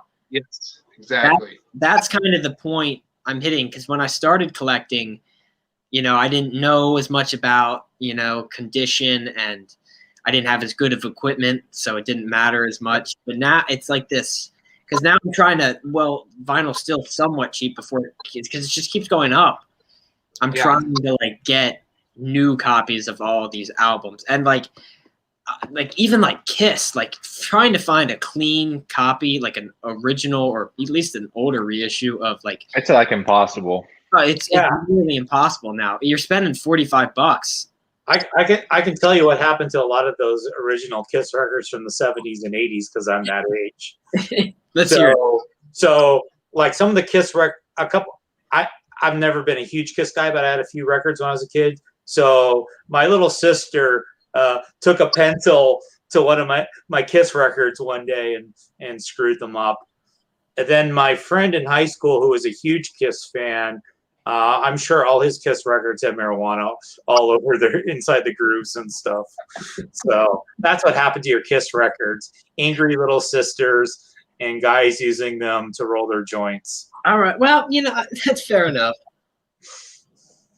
Yeah, it's funny. And they printed a shit ton of Kiss records, but they're just so nostalgic to a lot of people too. Right. So it's, you know, you have a lot of people that will buy Kiss records. They don't even know the music at all, but they're like, "Oh, it's Kiss." So that shit got scooped up. Or a lot of people buy it, put it on the wall. Yeah. Oh yeah, man. Took it to parties, listen to parties. I see some. One of the funniest things that I've ever come encounter with was one year I was at my local Goodwill. My dad was there. He texted me. He was like, "You got to get over there. They got a lot of good records." And I go, and they have like a nice run of Ozzy records: Blizzard of Oz, Speak of the Devil, and Bark at the Moon, I believe. And they're all $1 a piece. And I'm like, "Oh yeah, I'm buying these." And I'm holding this Ozzy record, and there's like this like dip in it. And I'm like, why is this not like sitting flat? Like it's not warped. And I look inside, I'm like, maybe there's like a poster or something, because I didn't have a copy at this point. And the lady at Goodwill was like, "Oh, we just brought these in. Some guy was like the guy we got him from. It was like a weird, like drugged up dude, and then he died. We got him from an estate sale." And I opened this record to look at the condition, and a bag of Coke falls out of the record. And the Goodwill lady's just like, but that's true, man. People did party with their records back in the day. That's laughs, man. Blizzard of Oz. Oh, and then there was the whole thing. I never got into it, but we all have records with people's names on them that they wrote on them. Oh yeah, several. Yeah, I got a Madonna cassette tape, blue, with a song from that Sean Penn movie. At Close Range. But anyways, on the inside of the tape, the girl has her full name written in there, and then her nickname. And, you know, and I'm like, I almost want to search out on Facebook and be like, "Hey, I got your old cassette tape." It's from like '86, you know. I have a video that I made earlier today that I'm putting up in a couple of days, and one of the records I showed was it's like a used in excess record that I got, and the guy wrote not just his name, but what is, I'm almost sure, because it's like 3 digits, then 2 digits, then 4 digits, his social security number on the front cover. And then I actually put Post-it notes over his social security number when I showed it on the video because I don't want anyone to don't steal this dumb guy's identity. Yeah. But oh, man. I actually, when I was a why kid, would you write your social security number on a record? Yeah, I'd like to know the backstory behind that. I don't know why. Were you really that worried about forgetting it? You know, like what's supposed to say to me? You know. Then I have an old jazz compilation that I got from an antique mall for like $1.25, and so it had a sticker. It had like the guy's like first name, middle name, last name. If found, please return carefully to so and so. And the record was in really good shape because this was obviously an anal guy. He kept good care of his records, so it was like a record. And then he wrote the date that he bought the records. It was like 1958. So, but it was still in good shape. So, wow. Thankful for people like that. Yeah. Yeah, when I was a kid, staying at my sister's house, she was going to college with her, and there was like 4 of her friends were all pitching in to rent this really neat house by Manresa Beach near Santa Cruz. And her friend would pick up hitchhikers like crazy, which is totally dangerous to do. But she picked up these 2 hippie hitchhikers that she coincidentally actually went to school with one of them. So she just by coincidence knew one of them. Well, I'm staying the night there like in 6th grade, totally little kid. And these hippie guys are like, you can have this cassette tape of mine. It's a G.G. Allen cassette tape. And I'm literally in like 6th grade, so I've never heard of this G.G. Allen. But he's like, but first I got to write down this girl's number that I wrote inside of the case, you know, on the inside of the cover. And so I have this G.G. Allen cassette tape still to this day with some random girl's number on the inside of it. But and then me and my friends, we put it on. I don't know if you listen to G.G. Allen. I'm not trying to hate on his music too bad, but it sounds like horrible. You know what I mean? So it was like now there's a few of his songs out there that aren't too bad punk wise, but overall for kids who are into Pink Floyd and Primus, hearing G.G. Allen was like, this is real. This is the shittiest music I've ever heard in my life. But so it gave us hope to be able to start a band at least someday.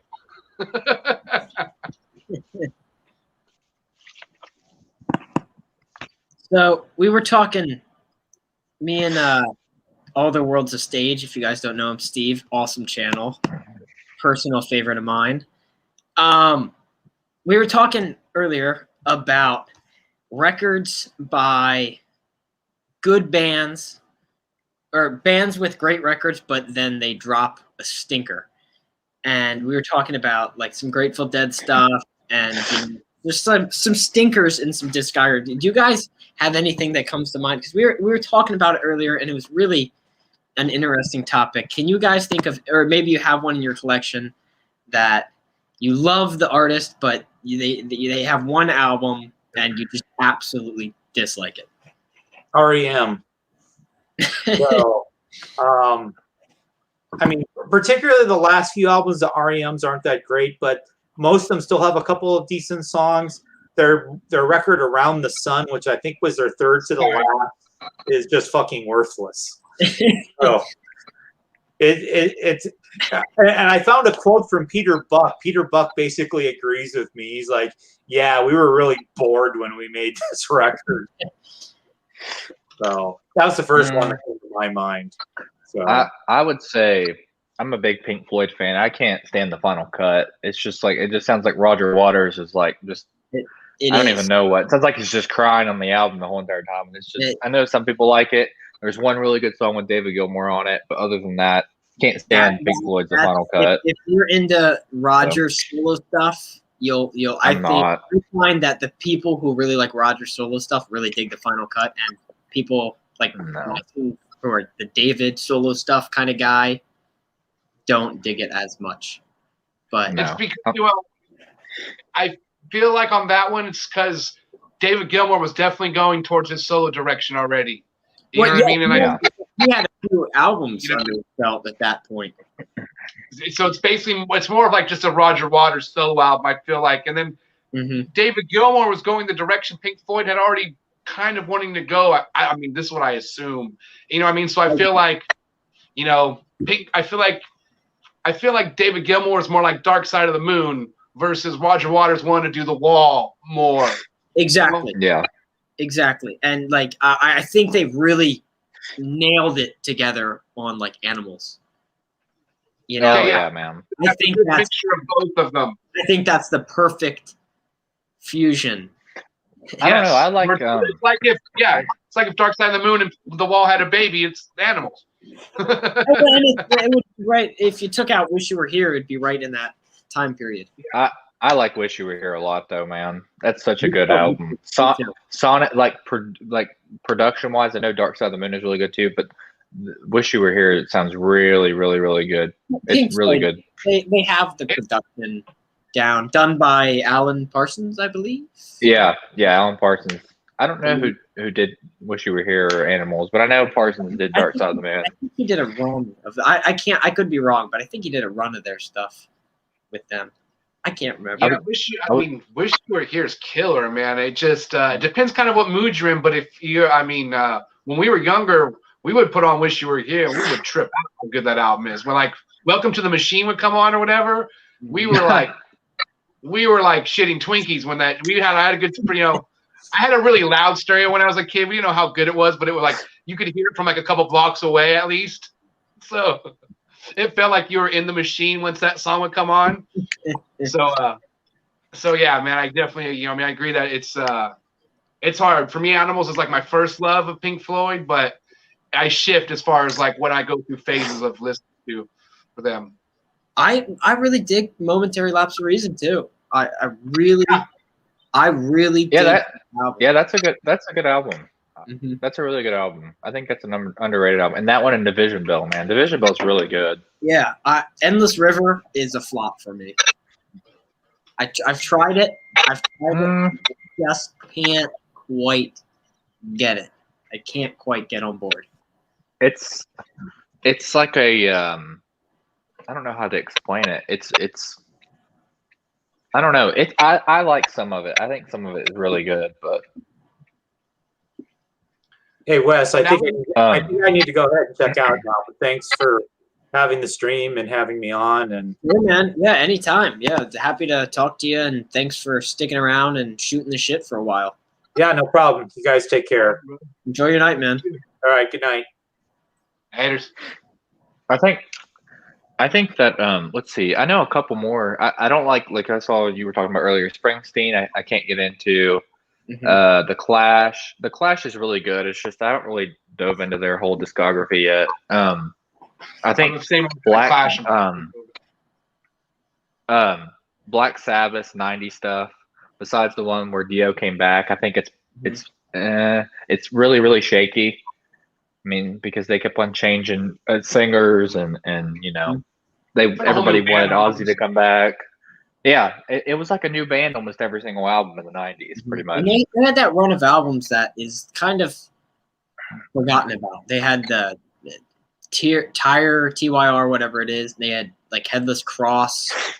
And that it's just basically like gone out of existence. It kind of reminds me of like the Beatles American albums and how like they are around and they just like hardly ever got reissues and they just got like deleted off the face of the earth. Yeah, Springsteen. When I was younger, that was like the worst thing to me in the world. But now I enjoy his music, so it's kind of there'll be stuff that just depends. Definitely give things a second or third chance as you grow older. Just because I didn't even like the Telecaster. Now the Telecaster is one of my main guitars to use. But when I was a kid, I was like, his music sucks, and he uses a horrible guitar. It was like a double kicker for me. Was there a specific album by him that changed your opinion? It wasn't so much album. It was that song "I'm on Fire." That song was the one when I was a kid. If I could hear a song when I was a kid, I was like, this song's okay, but I didn't want to admit it because I was so against old people music when I was a kid. Because I was really into like Nirvana. I listened to Hendrix. Like if you weren't like cool with like the Chili Peppers or some weird unique way, I was like you didn't get a pass. When I was younger, you know what I mean. This is when I was real. But after a while, I just started listening to more of his stuff on YouTube and started appreciating his music and his voice and everything. So, and then his guitar, and then he has a really great band too. You start to realize once you get older that, you know what I mean, his band is a total kick-ass band, and absolutely true. Absolutely true. So yeah, I mean, but I get both sides. Why people love him, I get it, and I get why people are like, "Oh man, I can't get into Bruce Springsteen." I'm like, "Don't worry, man. It's like you might not ever get there, but don't be surprised if you end up going to get tickets to go see the boss someday." I've been slowly getting there. I started and like the Born to Run album, great, just front to back, really dig it. But then I started like listening. I heard the song Rosalita from whatever that album with the really long title is, and I kind of just kept listening. And I see his records all the time. I buy them as much as possible when I see them. They're usually like $5. I've accumulated like 10 of his records now. Nice, gotta give those. I keep coming back to him. The only album by him that I really haven't liked is The River. That's the one I have not been able to thoroughly enjoy yet. Do you have any old Pat Metheny, Wes? Nope. You can usually find his stuff for a pretty good deal. Okay. I recommend this to anybody into music who doesn't have his, but his album Off Ramp, our Watercolors, our Wichita Falls, those 3 albums, they're all instrumental with this cool key. It's him on guitar and Lyle Mays on keyboard, and they're just super trippy, spaced out. Like the first time I put it on, I was like, "What the hell is this elevator music?" Like, I don't know if I really like it, but it was like one of those albums that got way more intense every time I would hear it, to where I was like, "Whoa, this shit's way badass." Like, it totally caught me. It took a minute, but once I got there, I was like, "But I think the music you're already into, you'll probably be able to enjoy it both already." So, might be worth checking his stuff out. I'm always looking for new music. I hit, dry. I think everybody goes through dry periods with new music that you get super into, and sometimes when you least expect it, you find something really, really good. Like I've been listening to a lot. You were talking about Dog Pound. I've been listening to a lot of that gangster rap lately. And nice. I don't know why, but just like that. I mean, those beats are really, those beats. Usually the music's really good to a lot of those catchy songs. So it's like, like when I was doing some record shopping the other day, I grabbed a few reissues of some stuff because the store I was at, they had reissues for like $17. So I was like, let's grab a few, and I got Wu-Tang's First, and like, it's great. That stuff is killer. I absolutely love that stuff. You want to get Method Man? Well, it's kind of hard to find. I got it on vinyl. It was a reissue, but Method Man's Tikal. Listen to that album. If you already haven't. And that album was like, that album is really good. Like, we would literally go from Dark Side of the Moon to Method Man's Tikal. Because it's like, it's at that level, is like just tripping it. It's East Coast rap, but it's like, it's way ahead of its time, dude. It's like, we used to be like, gosh damn, this shit is like, it like almost has a horror movie soundtrack vibe, but then it's got a little jazz. It's all over the place, but they did a good job of like, it's probably, it's just one of the, it's a great album, but I finally found a reissue on vinyl. I was like, oh hell yeah. But yeah, if you're listening to a different rap right now, definitely check out, especially if you're like Wu-Tang, it's Method Man's Tikal, basically. Okay. Yeah, I've listened to like majority of the Wu-Tang run. I've listened to. I love ODB, love him. Okay, I haven't dived into Method Man's a ton yet, so that's definitely something I'm looking to do. Yeah, Tikal's like the main one to where you're like I guarantee. I'm almost positive you'll be like, whoa, yeah, that's But it's all the crew from Wu-Tang anyway, so perfect. What other rap? I don't have as much as I would like to have on vinyl already because on the low budget. But I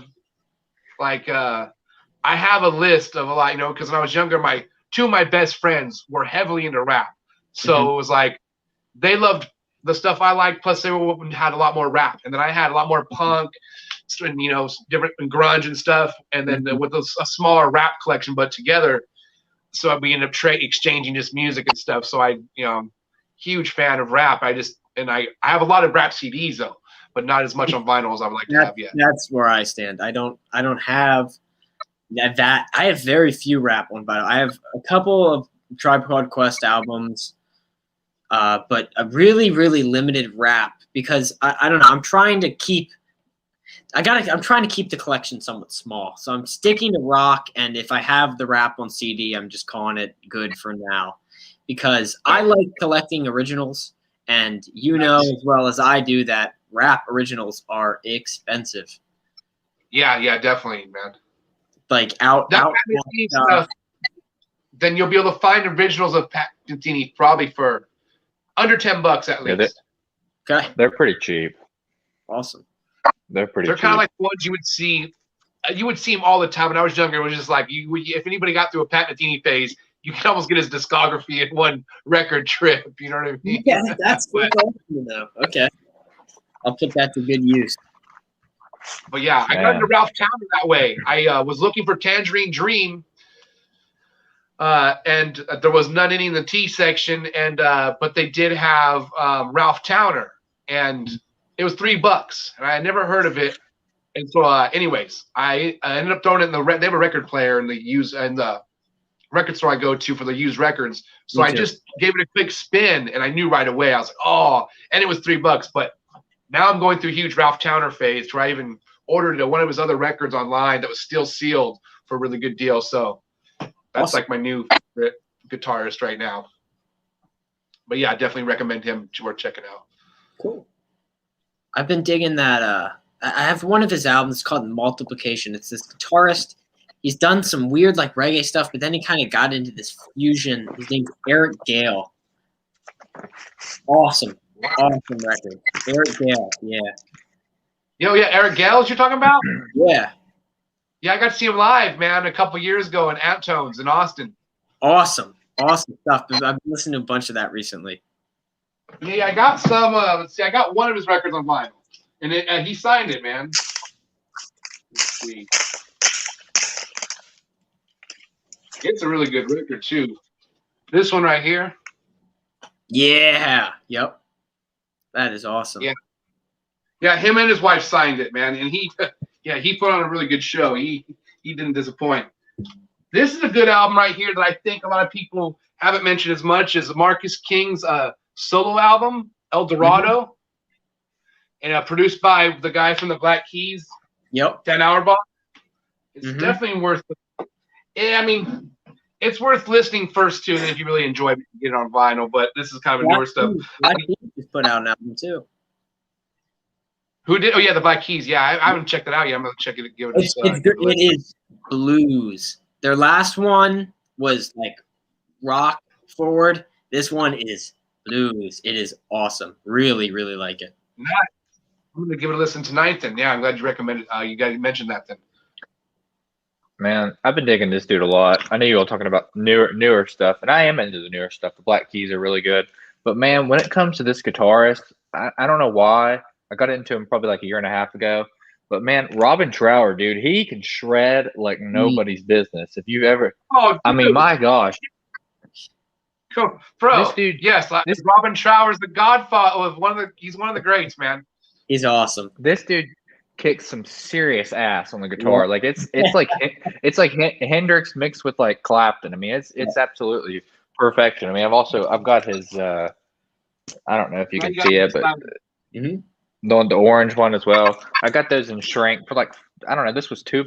The other one was $6. I mean, it's just. But they are phenomenal records to have. I mean, his live album, which I don't have, which for some reason I can never find it. I got it. I mean, a decent price, but it's always kind of beat up, man, because it was just so popular back in the 70s. But dude, this is the one you want to get. You have this one yet? Oh, it's great. I've listened to it multiple times. I need to get it though. I haven't seen a good clean copy of it. But that's $289. That's a self-titled. Awesome. No, just twice removed from yesterday. But is that his debut? Yeah. I think that's his debut. Yeah, his 70s stuff. I was watching an interview on him. I think it was like a month ago or so, man. He's like still like jamming out to like this psychedelic 70s fuzz guitar. I mean, this dude he's a badass. But I mean, I'll show a few more if you want me to. I mean, it's kind of in the same realm. But yeah, I'm gonna see. I guess I can take it out of the sleeve. There's the other one, Earth. Earth by him you want to get, the orange one. Yeah, I've got the all the Thea and stuff. That was real fun. Yeah. Oh yeah. That's that's. I mean, that Bridges Side are the two main ones. Yeah, and his live album, man, it's just like I mean, he's very underrated in my opinion. He's probably top 10 favorite guitarists. And then you got Blue Cheer, man. This album kicks ass. I don't know if you know what this is, Wes. I'm sure you probably do. Everybody knows what this is. Oh yeah.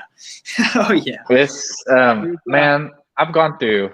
Yeah, yes, man, that's a good live album. This is man, this is like some heavy metal type stuff. I mean, it's Vincebus Eruptum. I know some people don't know how to say it correctly, but I think that's the way you say it. Vincebus Eruptum. That album by Blue Cheer. I don't even try to pronounce it.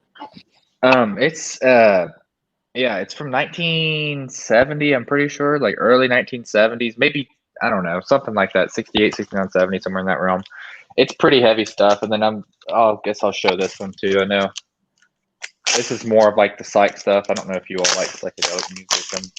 I'm pretty heavy into it, but ultimate spinach, man, behold and see. Oh my gosh, the guy's vocals on this are just absolutely. It sounds like if you put this on, it sounds like you're in a dream. That's how crazy it sounds. I mean, it's really good. Got a little bit of water damage and stuff, but it goes for quite a bit. I think I paid like $15 for it because of the cover, but the vinyl's in near mint shape. And then I know who was the guy, Dave, I think that's who it is, who was talking about, the urine sample and all that stuff. I know he's big into psych music and stuff. This is West Coast pop art experimental band. I know this is it's weird. It's just really weird. It's like spoken word mixed with like it sounds like Frank Zappa met, I don't even know. It's really weird. It's a little bit of Frank Zappa-esque, I guess you could say. I know a lot of people aren't into Frank Zappa. I know I am. I'm a really big Frank Zappa fan. 60s, 70s, 80s, 90s, whatever. I'm a huge Zappa fan. The Vault Master commented on my video last month. But yeah, and then you got the second one, Volume 2. I know the glare is absolutely atrocious, but these are kind of hard to find. I know people. I try to, very hard. The local record store thing. I try to do my best to do it, but with some of that psych stuff, man, that's so hard to find. Mm-hmm. So unfortunately, I got it on eBay, but for $25 a piece. Yeah, I gotta start. eBay. It's you guys like King Gizzard Lizard. Oh yes, sir. Then check out the Mystery Lights because that band went on tour with them quite a few times. Okay, yeah. It's Snaptone Records, what they're signed to. Yeah. Yeah, here. So I played with them on Record Store Day back in 2009 at Vinyl Revolution when they were they'd been out for like a year maybe, but they were still not as as big as they are. Yeah, nice. Yeah, dude. I'm trying to. All right, I got a funny Robin Trower story for you. This is a real story. So he would come to my hometown and play shows at the Sherwood Hall. Kind of a big venue that Slayer played one time with DRI back in the 80s. Well, anyways, my friend who was like total smart aleck, he was working security at this venue. Well, when Robin Trower was playing, he went backstage and drank this particular beer that Robin Trower had on his rider list. That was like this one. I can't remember what beer it was. My friend went and ate all his goodies, drank his beer, and dude, Robin Trower was pissed, bro. And he never played our hometown again because of that. Yeah, no, total asshole move on this guy's behalf, and he got fired from the venue for working. You know what I mean? Like, but like, it's a when you hear him tell it, you're like, dude, you're a total dumbass, but that is hell funny. I can't believe it. Like, you did that to like a legend. Like, no wonder you are living in your mom's garage. But either way, that's awesome. But I think that this is what I think about Robin Trower. As soon as I know he was in Procol Harum for like 2 or 3 albums, I think. They really wouldn't let us stand out and do the solos and all that because it's prog, and I like prog, but it's more keyboard. It's hard to believe he's a guitar player in that band, though, when you hear his solo stuff. I know exactly. I mean, I think once Hendrix died, man, he like took to a whole new level when it comes to fuzz guitar and stuff. I mean, he's incredible. That's why you I got mean, some haters on his behalf. So I mean, I first heard him and I loved him. I'm a huge fan of Robin Trower. His tone. I thought he was a singer too, though. I tripped out. I was like, wait, the bass player's a singer? Yeah. Like, yeah. But that's when you know you're a badass guitar player. You can still name your band after you, and you don't even sing. You know what I mean? Like, yeah. Ted Nugent. It's true. It's true. Yeah. And but a lot of people who are diehard Hendrix fans will try to be like, oh, you know, he copies Hendrix. And it's like, dude, he basically was hugely inspired by Hendrix, was already playing it was in Procol Harum, you know, before Hendrix had passed. So, you know, I mean, I feel like it can't, they're happening at like the same time. It's hard to say. I think they I don't think he was more, you know, it's more like things were evolving at the same time, and everybody borrowed from each other back then. You know what I mean? It wasn't like it is now, like Greta Van, like, you know, getting inspiration and different ideas rolling. You know. Mm-hmm. But I mean, if I heard Hendrix when I was a guitar player back then, I would have been like, dude, we're going to the studio now. I mean, this thing got me pumped up right now.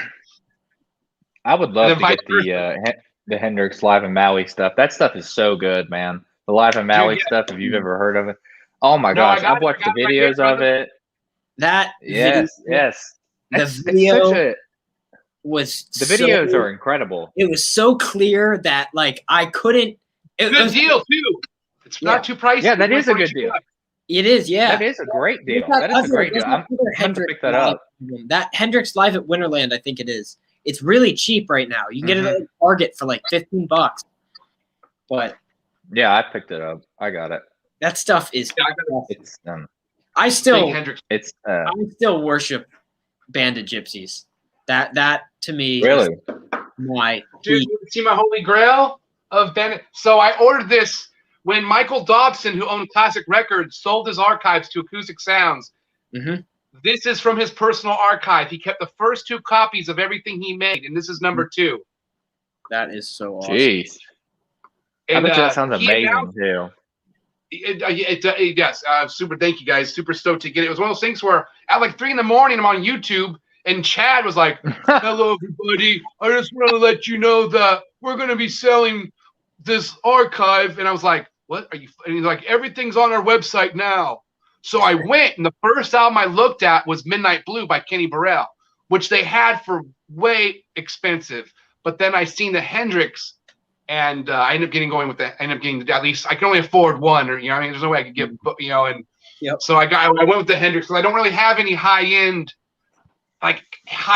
Hendrix, you know what I mean? But yes, The Band of Gypsies is definitely, dude, one of the, personal. I just the band setup and Hendrix and Buddy Miles.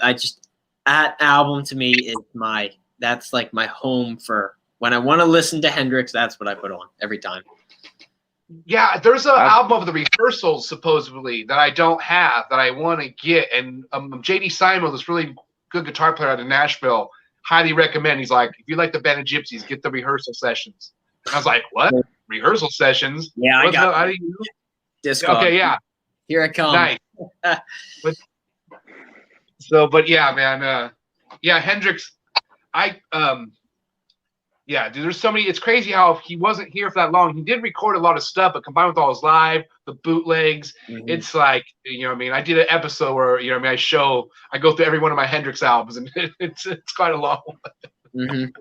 It's but it's, you know, I need to get a lot more, man. I've got the Live in Wonderland thing, but I know there was, when it first came out, there was a huge box set. It was like 8 LPs. It's ridiculous. I know somebody on YouTube, I think it's Norman Maslov or whoever. I know he showed it in one of his Hendrix videos, and it's massive. And there it is. That's a good set too. I dig that a whole lot. Yeah, I got that one long when it first came out. So, you know, I mean, those box sets, man. They just they shoot up in value. I mean, it's ridiculous. Sure do. I'm really shocked at the Sabbath super deluxe box sets like the Paranoid and Volume 4 haven't shot up in price yet, but I guess it's just because they made so many of them. They just made a lot. But they I'm waiting. They will shoot up sooner or later. even those colored edition Sabbath ones went up in price. I have a few of those. Right when I first started collecting those, like 2015, I have like the first album and I have the volume 4 colored vinyl, and I bought them for like $20. Now they go for like 50.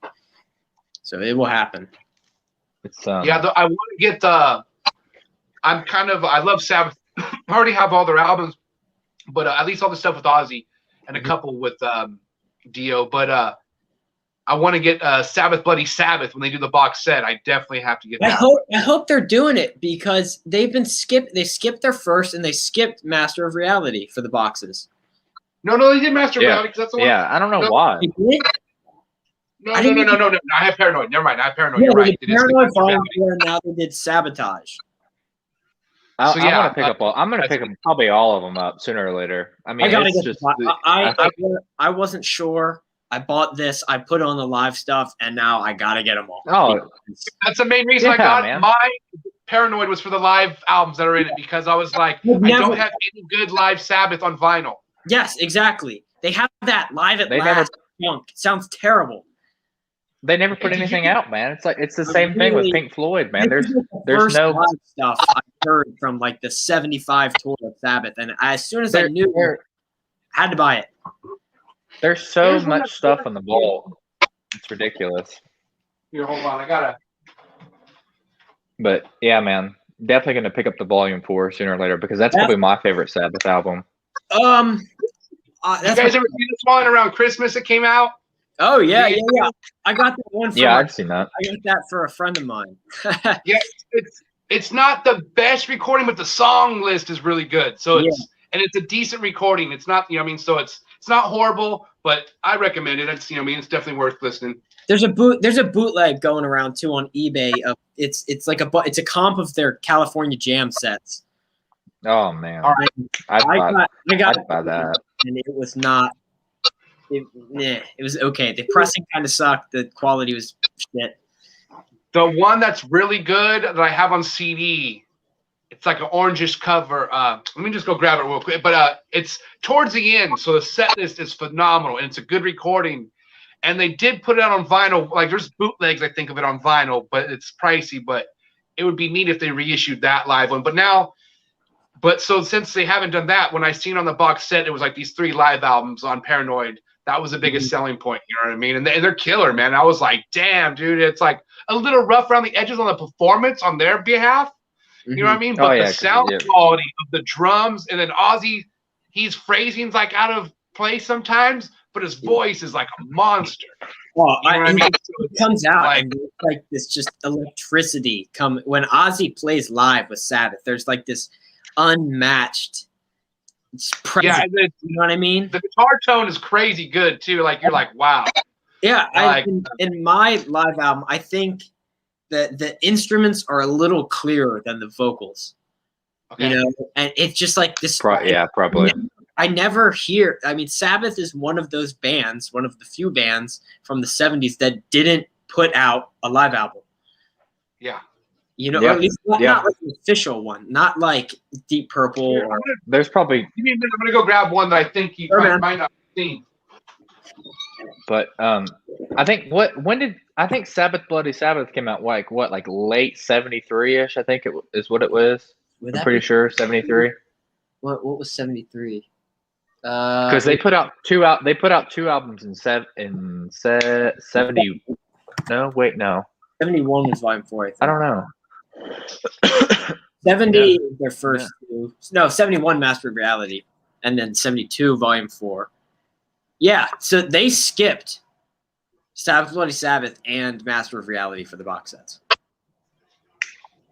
I know what it's like. I doubt it's like what, like $90 some dollars. Yeah, they're about $100, give or take. I paid $110 for mine, but that was because I went to a local record store. They had an upcharge, which I get. I also got it 2 days early, so that was cool. But Live at Last was kind of like not an official release, but it's a really good one at least. And it's like they pressed it on vinyl, but I believe it's only on NEMS. I don't think Warner ever got it.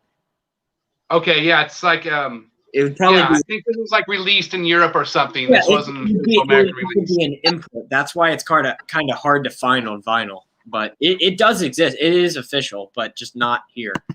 Yeah, and so it'd be cool if they actually reissue this one. But like, it does have "Killing Yourself to Live On" here and "Cornucopia," "Snowblind." That's I'm hoping for a reissue of that.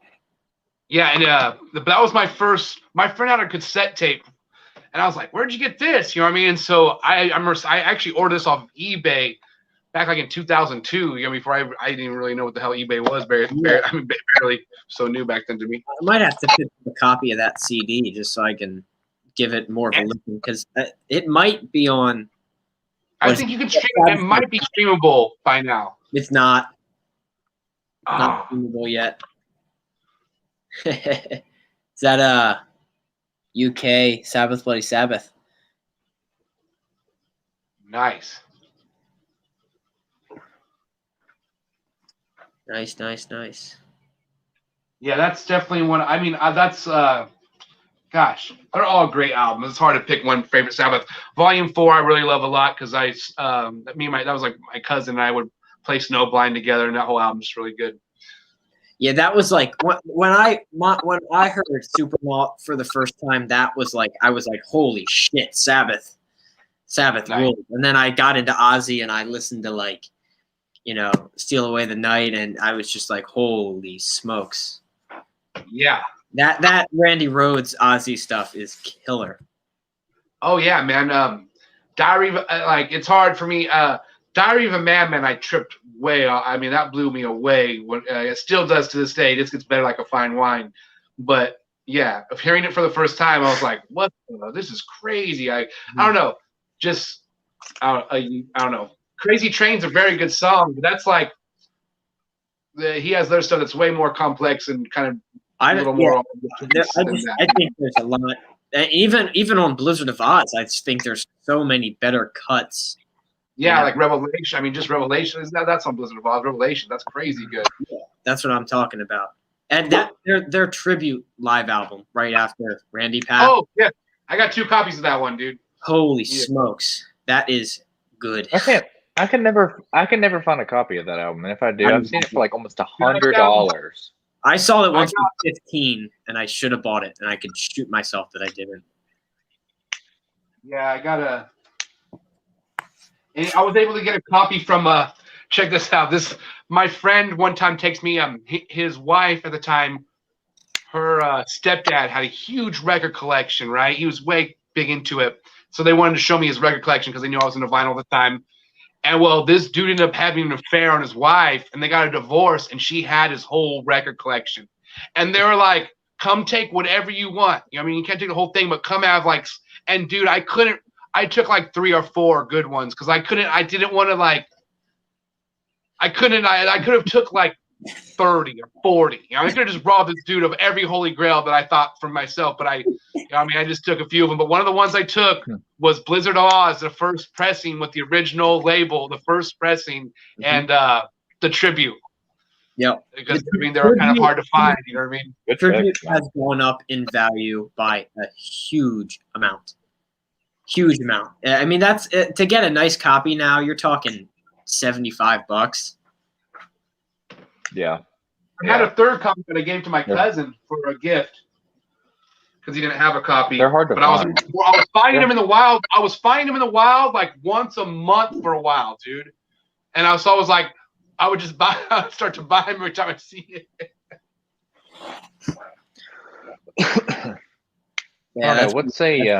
Let's see. I don't know, man. What else have I been listening to? I can't think of anything at the moment. Just a bunch of Bowie. Here's one of them. Some Sticks. Yeah. That's a really good album, man. It's so hard to find though. I would love. I was looking on. I have it in my want list, and I get the emails about it, and they're like $85. What's great? This one was in such good condition, though. I barely pulled it out recently because I was like, you know what? I really haven't looked at my 2nd copy. Well, somebody took the price tag off of the middle of the album and it was stuck to the sleeve. Hella bad. So I was like, trying not to fuck the sleeve up because it's the original sleeve with all the pictures, you know? But I was able to barely get it off, and I cleaned all this like. You know, it took me like a half hour to clean all the sticky shit off of the vinyl's in super good condition, but yeah, luckily I, you know, like been my collection back for 10 years, and I didn't even realize that. I hate when companies put stickers directly on the sleeve. Like if you put it on the, like the what's it, like the outer, if you get like an outer sleeve, you put it on. But if you put it right on like the record sleeve, it's terrible. Yeah, they put it on the center. They put it on the center of the record, you know, on the label. So, and then somebody, I didn't. It was a possibility I might have actually pulled the price tag off when I was younger, not thinking of it because I didn't like the price tag on the record, and then I threw it back in the sleeve. But either way, but it's so cleaned up. But yeah, that's such a great album. That was what made me want to get that was when I was younger. The dude who passed away from Children of Bodom in an interview said that was his favorite work by Randy Rhoads because he's like it really showcased how good he was when he was live. Like, you know what I mean? Like, I think so too. You know what I mean? And he would do all the harmonies with the keyboard player live. You know what I mean? And kind of showcases not just his skill, but his, you know, you hear his knowledge and work, you know, live. I just love it. I love his everything about him. Just the way he plays guitar. And just the classical stuff he does. And if you're not familiar, those 2 albums he did with Quiet Riot before they went US bound. I got on CD. Well, I don't got the Quiet Riot, but I have the Randy Rhoads stuff before. Someone CD. Yeah, my buddy of mine got a Japanese first press of Quiet Riot's first album for $6 at an. That's a good album. Damn. He ripped it. He made it digital, and then he sold it for like $200 on eBay. Nice. Yeah. But that stuff is rare. Yeah, I've never seen that in a while. I've read. I knew they were like when they were signed to the Japanese portion of the label, so they didn't release it in America. Yeah, I believe it's on. I think it was CBS Sony. Yeah. And then Quiet Riot's on that one weird label though. Once they, what's that one label called? It's that one with like the dude in like the blue stripe. I don't remember what it's called, but they're on that. Once they went to the US, they went to that weird label that I don't really see anything but them on. Yeah, I don't know the name off the top of my head. But shit, guys, I'm gonna have to check out right now, brothers. But it was super nice live streaming with you guys, and thanks for letting me come on, Wes. Yeah, take it easy, man. Thanks for tuning in. Yeah, right on, Chandler. See you later, man. I'll go sub to your channel. You post videos and everything? No, I don't think I've ever posted a video. I might do it one day, but whenever I have the time, man, I'm so busy all the time. No worries, man. Any little mention about it, people will start following and like your videos. So either way, man. But it was nice meeting you, brother. But I'll talk to you guys next time. Yeah, see you, man. Have a good night. All right. Bye, guys. You too. Later. All right. Well, man. We've been live I've been live for like 2.5 hours here. It's all good, man. I don't have anything to do at the moment. Yeah, I'm chilling for a little bit. I got to give my dog some food at some point, but let's see. I wanted to talk to you about give me 5 seconds to think here. Oh, okay. Quick question. You like psych? I gotta ask because you might have heard. I don't know how much of my stream you listened to before you joined it, but how do you feel about Joni Mitchell? Joni, she's good. I watched the Laurel Canyon documentary on Netflix. She's got a really, really good voice. I really like the singer-songwriter stuff, but I don't know if I'll ever pick it up on vinyl because I just see it so much. I was talking to people earlier on the stream. I was talking to Steve at Other Worlds of Stage, and I got this for cheap. And yeah, that's the best one. That's what I was gonna say next. And I spun it, and I just really don't dig it that much.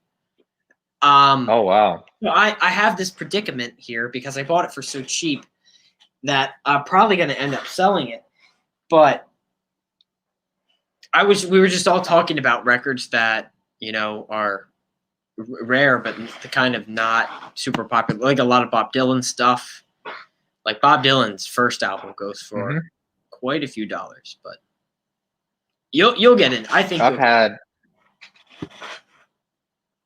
Bob Dylan's first, Highway 61. I had a Blonde on Blonde, first press mono. I had Blood on the Tracks. I had. I'm trying to think of a couple others. What's the one where he went electric? I can't remember what that is. Isn't that Highway 61? There's another one that's similar to Highway 6. What was before? I can't remember. I had Bring It All Back Home.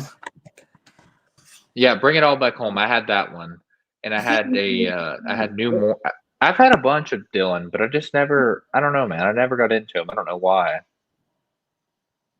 but I just saw it for cheap and picked it up, tried it out, liked it for a while. But I've had the greatest hits comps. I mean, I've had a bunch. I think I don't know. if you ever get the chance, here's two I'll recommend. And if you don't like them, get rid of them and call Bob Dylan quits. But the two I recommend are very everybody says start with Highway 61 or start with Blood on the Tracks, but I think Desire is the one to start with. I've had that one, dude. That's a really good album. It's just I don't know, man. It's like his voice. It just sounds like he's like. Yeah. It sounds like he's nasally. I don't know why. That's the problem I'm running into with Joni Mitchell is that I really, really like the songs and they're good, right? And I love the lyrics. I think they're really creative and cool. And I have nothing against folk because Bob Dylan, like top 5 artists for me. But that way she goes, like she has a great voice, but like the way she goes from like normal singing to like this really high singing all of a sudden, it hurts my head. Yeah. Yeah. And like no discredit to her. Yeah, like, it's great, but I just can't quite get on board with it. But that's just me. That's just me. See, I don't even know if anybody's watching anymore. Did I scare them off? It has been a long stream.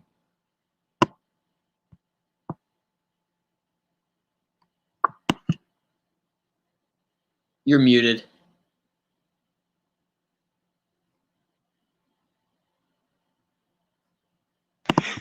What's up, dude? Didn't go to. Okay, I'm checking the chat. I don't think there's nobody that's been.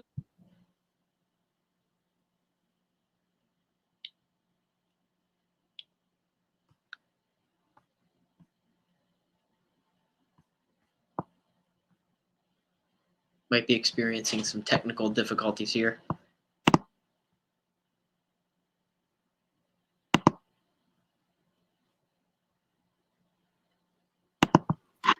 All right, I can hear you fine. Okay, we're good now. Yeah, I don't know. My headphones are just whacking out a little bit. AirPods. That's all right. But yeah. Well, honestly, this is my thing, man. I would take, and I don't know if a lot of people would agree with me on this. I would take Neil Young over Bob Dylan, 10 out of 10 all the time. I don't honestly. I just don't think they're that similar. I like Neil Young way better. I love Neil. I love Neil Young. But I don't think that's like Neil Young's so much heavier. Yeah, but he's not. I mean, he's not heavy, but he's so much heavier. Like listen to like Live Rust. Like he's like that for Live Rust. I don't know if you've listened to it. It's like his Rust Never Sleeps, but live, and also like a lot of. It's like the first side of it's a 2 LP. The first side is like acoustic stuff, and then second side he really starts dropping the hammer on electric stuff, and it is awesome. It's also a movie, and it's really, really good to watch. Really cool one, interesting stuff. I love Neil Young though. There's a couple of 80s albums I don't like by him, like the Rockabilly one. I'll be honest, Trans. That one with the cars on it. Yeah. Not a huge fan of that one. He has that one. He has that one with that song about like steak and mashed potatoes. Hold on, let me find it. Is it on I React? know, it might be. That's a pretty decent album. I know a lot of people don't like his what was that one album he had? His country album from like 1985 or 86 or 87, somewhere like Let me that. take a look here for you. That's a good one. Okay, I think it's on. It's on. Yeah, there's the album Reactor from 1981 has a song called T-Bone, and it is by far the worst song Neil Young has ever recorded. I will stand by that. It's kind of funny though, but I think he has that. Just, his first album up until Hawks and Doves, I think it's just that it's like a 15 album stretch of just pure gold. He's in Buffalo Springfield and CSYN, and he got into a groove for like 15 years where he was just putting out good stuff left and right. And he's always like, I was reading not a documentary. I was reading an article about him today, man. He's about to put out another album. He's working on 2 albums, one with Crazy Horse, and he's really. I forget. I remember I was looking last time because I was looking at that. 2020 he released. You remember Homegrown when he released that? Yeah. Oh, that's so good. That's from a 70s catalog he never released. I'm looking at it. It's his 40th studio album.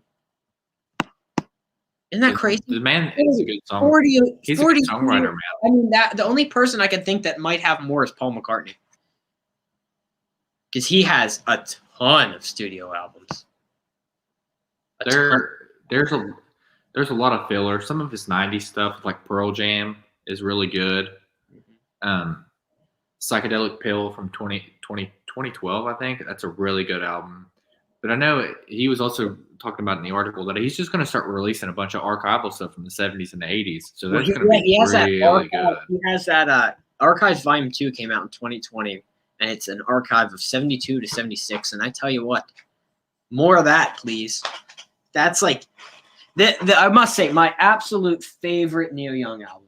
I just upgraded the copy. You saw it over text message, but I haven't showed the viewers yet. Absolute my favorite. Everybody knows This Is Nowhere. Really? By far my favorite Neil Young album. I love everything about it. I'm lucky to have found. Look how clean this is. Look at the spine's perfect. That's extremely clean. Beautiful copy. Honestly, mine, this might surprise you. Mine is probably On the Beach. Wow. I don't think I've ever heard anybody say that. On the Beach, Harvest, or what's the other one? After the Gold Rush, I think is what it is. Or no, maybe that's what it is. Yeah. That one's a really good one too, though, because that's got Cinnamon Girl on it, and it's just that's killer. That's a really good one. I like it. On the Beach, man. It's so sad, but it's like so good at the same time. I feel like a lot of Deadheads like Neil Young a lot. I feel like those are two things that go together well. Like if you like the Dead, you kind of like Neil Young. I don't know why, but that's something I've noticed as being the Deadhead for multiple years. Could be wrong, but that's just something. Deadhead, man. It's the Dead for me, man. They're like climbing extremely high for me. Mm-hmm. Like it's just. And I'm telling you, you'll keep your liking for the Dead for life. I mean, I just keep because you just keep finding new shows. You know, they put out like 2,400 shows. Like they did 2,400 shows or something crazy. You got that app now. Oh man, that's just. I've been listening to the Dead for maybe 2 or 3 years. I mean, I always knew about them, but man, they are I would have loved to have seen them in the 60s, 70s, 80s, and 90s. I would have gone to a lot of shows, especially in the 60s and the 70s for sure, and probably a little bit of the 80s. I've seen Dead Company twice, but that's it. I've seen a few of those cover bands. But man, great! I love the Grateful Dead, and it seems like a lot of people in the vinyl community do too. Even Noble Records really digs Grateful Dead. He was showing off that one really neat, the colored box that came out a while ago. Yeah, there's no way I'll buy that because it's The only that's reason I outrageous, wanted it. and I want to try to find The only reason I originals. wanted it is because they reissued Without a Net. It's the only new reissue in that box, I believe. And like I think that, so. Yeah. that hasn't been pressed in a long time, if ever. I really wish that they would put out some more live shows. Like I know, like Dick's Picks, man, those are so hard to get a hold of, and and once they're out of stock, and you go on eBay, dude, they're like $300 or $400. It's like ridiculous. Who wants to pay for that? If you want a physical copy of it, dude, the CDs of Dick's Picks are like $5 on eBay. Like you can get almost all of them for the price of like one on vinyl, one CD. If you're that, I just guess because it's such a limited. I just stream it. It's such a limited run, I guess. Yeah. Yeah. Well, and then yeah, there's the Dave's picks, which are cool. And yeah, I can't figure out what he is. He a produce? Like does he like remaster all the? Yeah, I think he's just live music. And there's another guy. There's another guy named Charlie Miller, who is not like an official one, but on that app, he's like the man. He on those like archive shows. He's like, if you see a show that's done by, I want to see what other words. Ever hear the joke about the? You might be right, my friend, but you know that you can't let it wear off. You know.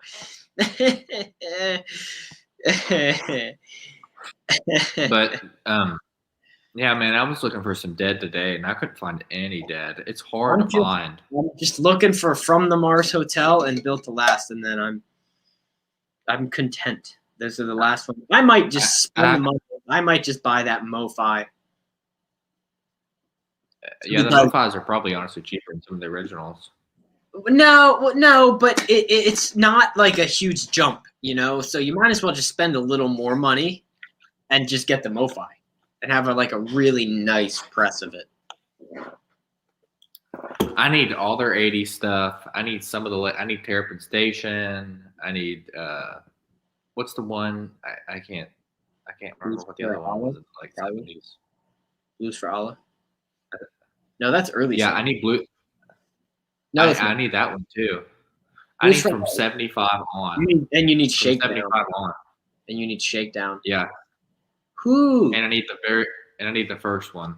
But you're in a good position though, because you have originals. I have the discography, but they're all friggin' reissues. You know? Like you have that 68 press of Anthem of the Sun. I've had like an 85 press. So, 85 press. Well, if I ever see another one, man, I'll try to. You'll probably never see it. That's the only one I've ever seen, though. Is the problem.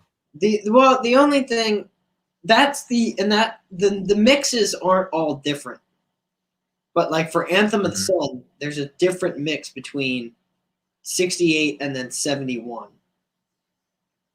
Yeah, you know, there's different mixes from those years. And after 71, it's all the 71 mix, I believe. There's like some remastering, but but the 68 reissue, and it has to have that square W on the top of the Warner. That's a really desirable one. Yeah, it sounds really, really good. I mean, mine's really clean, but I need a cleaner copy of Skull and Roses. I have a reissue of that too. I got that. I know where another original one is. So if I pick that one up sooner or later, I'll send you one my way. Mine's like probably like VG. If it's decent, VG Plus. Yeah. Okay. But I mean, it's just that's a killer one. Yeah. 69, the Live Dead 69 one I've got. That's a reissue. See, I have the original. That we're trading places here. Yeah, that's a reissue from 74, I think, or 73. Really? The Palm Tree label, I think. Yeah, probably 76, maybe 5, 4. I think 4. It's like it's mid 70s. I'm pretty sure. but it's like near mint, and I only paid like $20 for it on eBay. So It's a 2LP, so I'll you're take it pretty all good. day long. Yeah, you're pretty good shape Yeah, for that. I'll take that all day long, man. That's with I got- shipping and everything too. So I got like a 78 reissue of Oxamoxable for like 12. I've got an original of that. Bastard. OG. Lucky man. OG, Lucky baby. man. Yeah, I mean, I'm not super picky about originals. You know? Well, it's just like I've run into them before I run into the reissues, so I don't know how. Yeah, I do have a reissue. I'm on the I do have opposite. a let's see, I'm trying to think. I have a reissue of Working Man's Dead. I think it's a 74 reissue though. I've seen a green label one before, and I should have picked it up. I'm on the same boat. I have the same press, and I have seen it, but didn't buy it.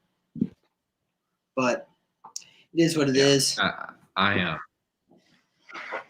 I'll get it sooner or later, man. I'm not a Deadhead, but I like the Dead a lot. Well, you're getting there. What's the where's the gap? Where's the gap between big Grateful Dead fan and Deadhead? Oh my god. Can you see these comments? Yeah, I can see them. They're definitely interesting. This guy's been killing me all night. I'm gonna steal some of these jokes, Dave. I hope you're okay with that because I'm gonna steal them. But yeah, man. I don't know if you want to talk about anything else. No, I probably whatever. I gotta hop off soon. I've been at this for a while, but I'm definitely a fan. I'm gonna make be this spending this for sure. Dude, I'm gonna put mine on. I've been I might make this a regular Sunday thing. I think this is a pretty fun idea. Yeah, absolutely, man. I mean, got a lot of people on here, got a lot of funny comments, and yeah, it was a cool time. I mean, I'm sure we can get a few more people up here and stuff like that. Yeah, dude, yeah, man, absolutely. Hey, man, you should. I'm just passing them along. Okay, thank you, Dave. I appreciate it. I appreciate it very much. Keeping me entertained all night with your hilarious jokes. With the wit. He's the wit, man. I did see. I saw Dave. Like I said, I saw David Bowie Heroes, but I never really listened to that full album before, so I might pick that one up next time too. Great, grab it, man. It's great. But yeah, right. I'll try to send you out some stuff here soon. Yeah, dude, I still gotta. I'm gonna do some stuff. I gotta get some more record boxes. I gotta buy a record or something online because I have to. I'm sending out my contest. I'm picking a winner in a week. And I'm gonna try to sell a few records on eBay because I spent way too much money this weekend on records. Yeah, I've got to sell like 5 records on eBay or Discogs. So what do you get? Figure that out. We can talk because maybe I need one of them or something. Figure it out. Well, it's a. I'll tell you real fast. It's a 73 reissue, the Doors self-titled album, and then I have a VG Plus copy of Rolling Stone Satanic Majesty's Request with the 3D cover. It's like a VG. It's like VG Plus. What else do I have? I'm trying to think. Cream. Not Disraeli Gears. What's the other one? The double LP. I can't think of it. Wheels of Fire. Not Goodbye. Yeah, Wheels of Fire. I have that one. It's not the holographic cover because I got upgraded mine. It's probably VG to VG Plus. So there's a couple more, but those are the main hitters for sure.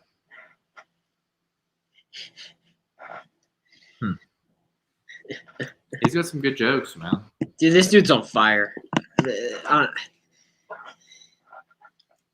anyway, man, I'm gonna be spending Boston. Yeah, I'm probably gonna spin this Neil Young and Brad and Tom. I got I got that yellow submarine with your name on it. Yeah, I have not found a yellow submarine. I don't know why. Don't worry about it because I upgraded, so you'll get mine. My old one's not in the greatest shape, but it works. So. Okay. All right. I think I'm gonna wrap. I'm gonna get off here, man. I'm gonna wrap this up and take it easy, everybody. Thank you for watching. I'm gonna end it, and I think I'm gonna keep this one posted on my channel because there's a lot of good, funny discussion. And yeah, I will see you all later.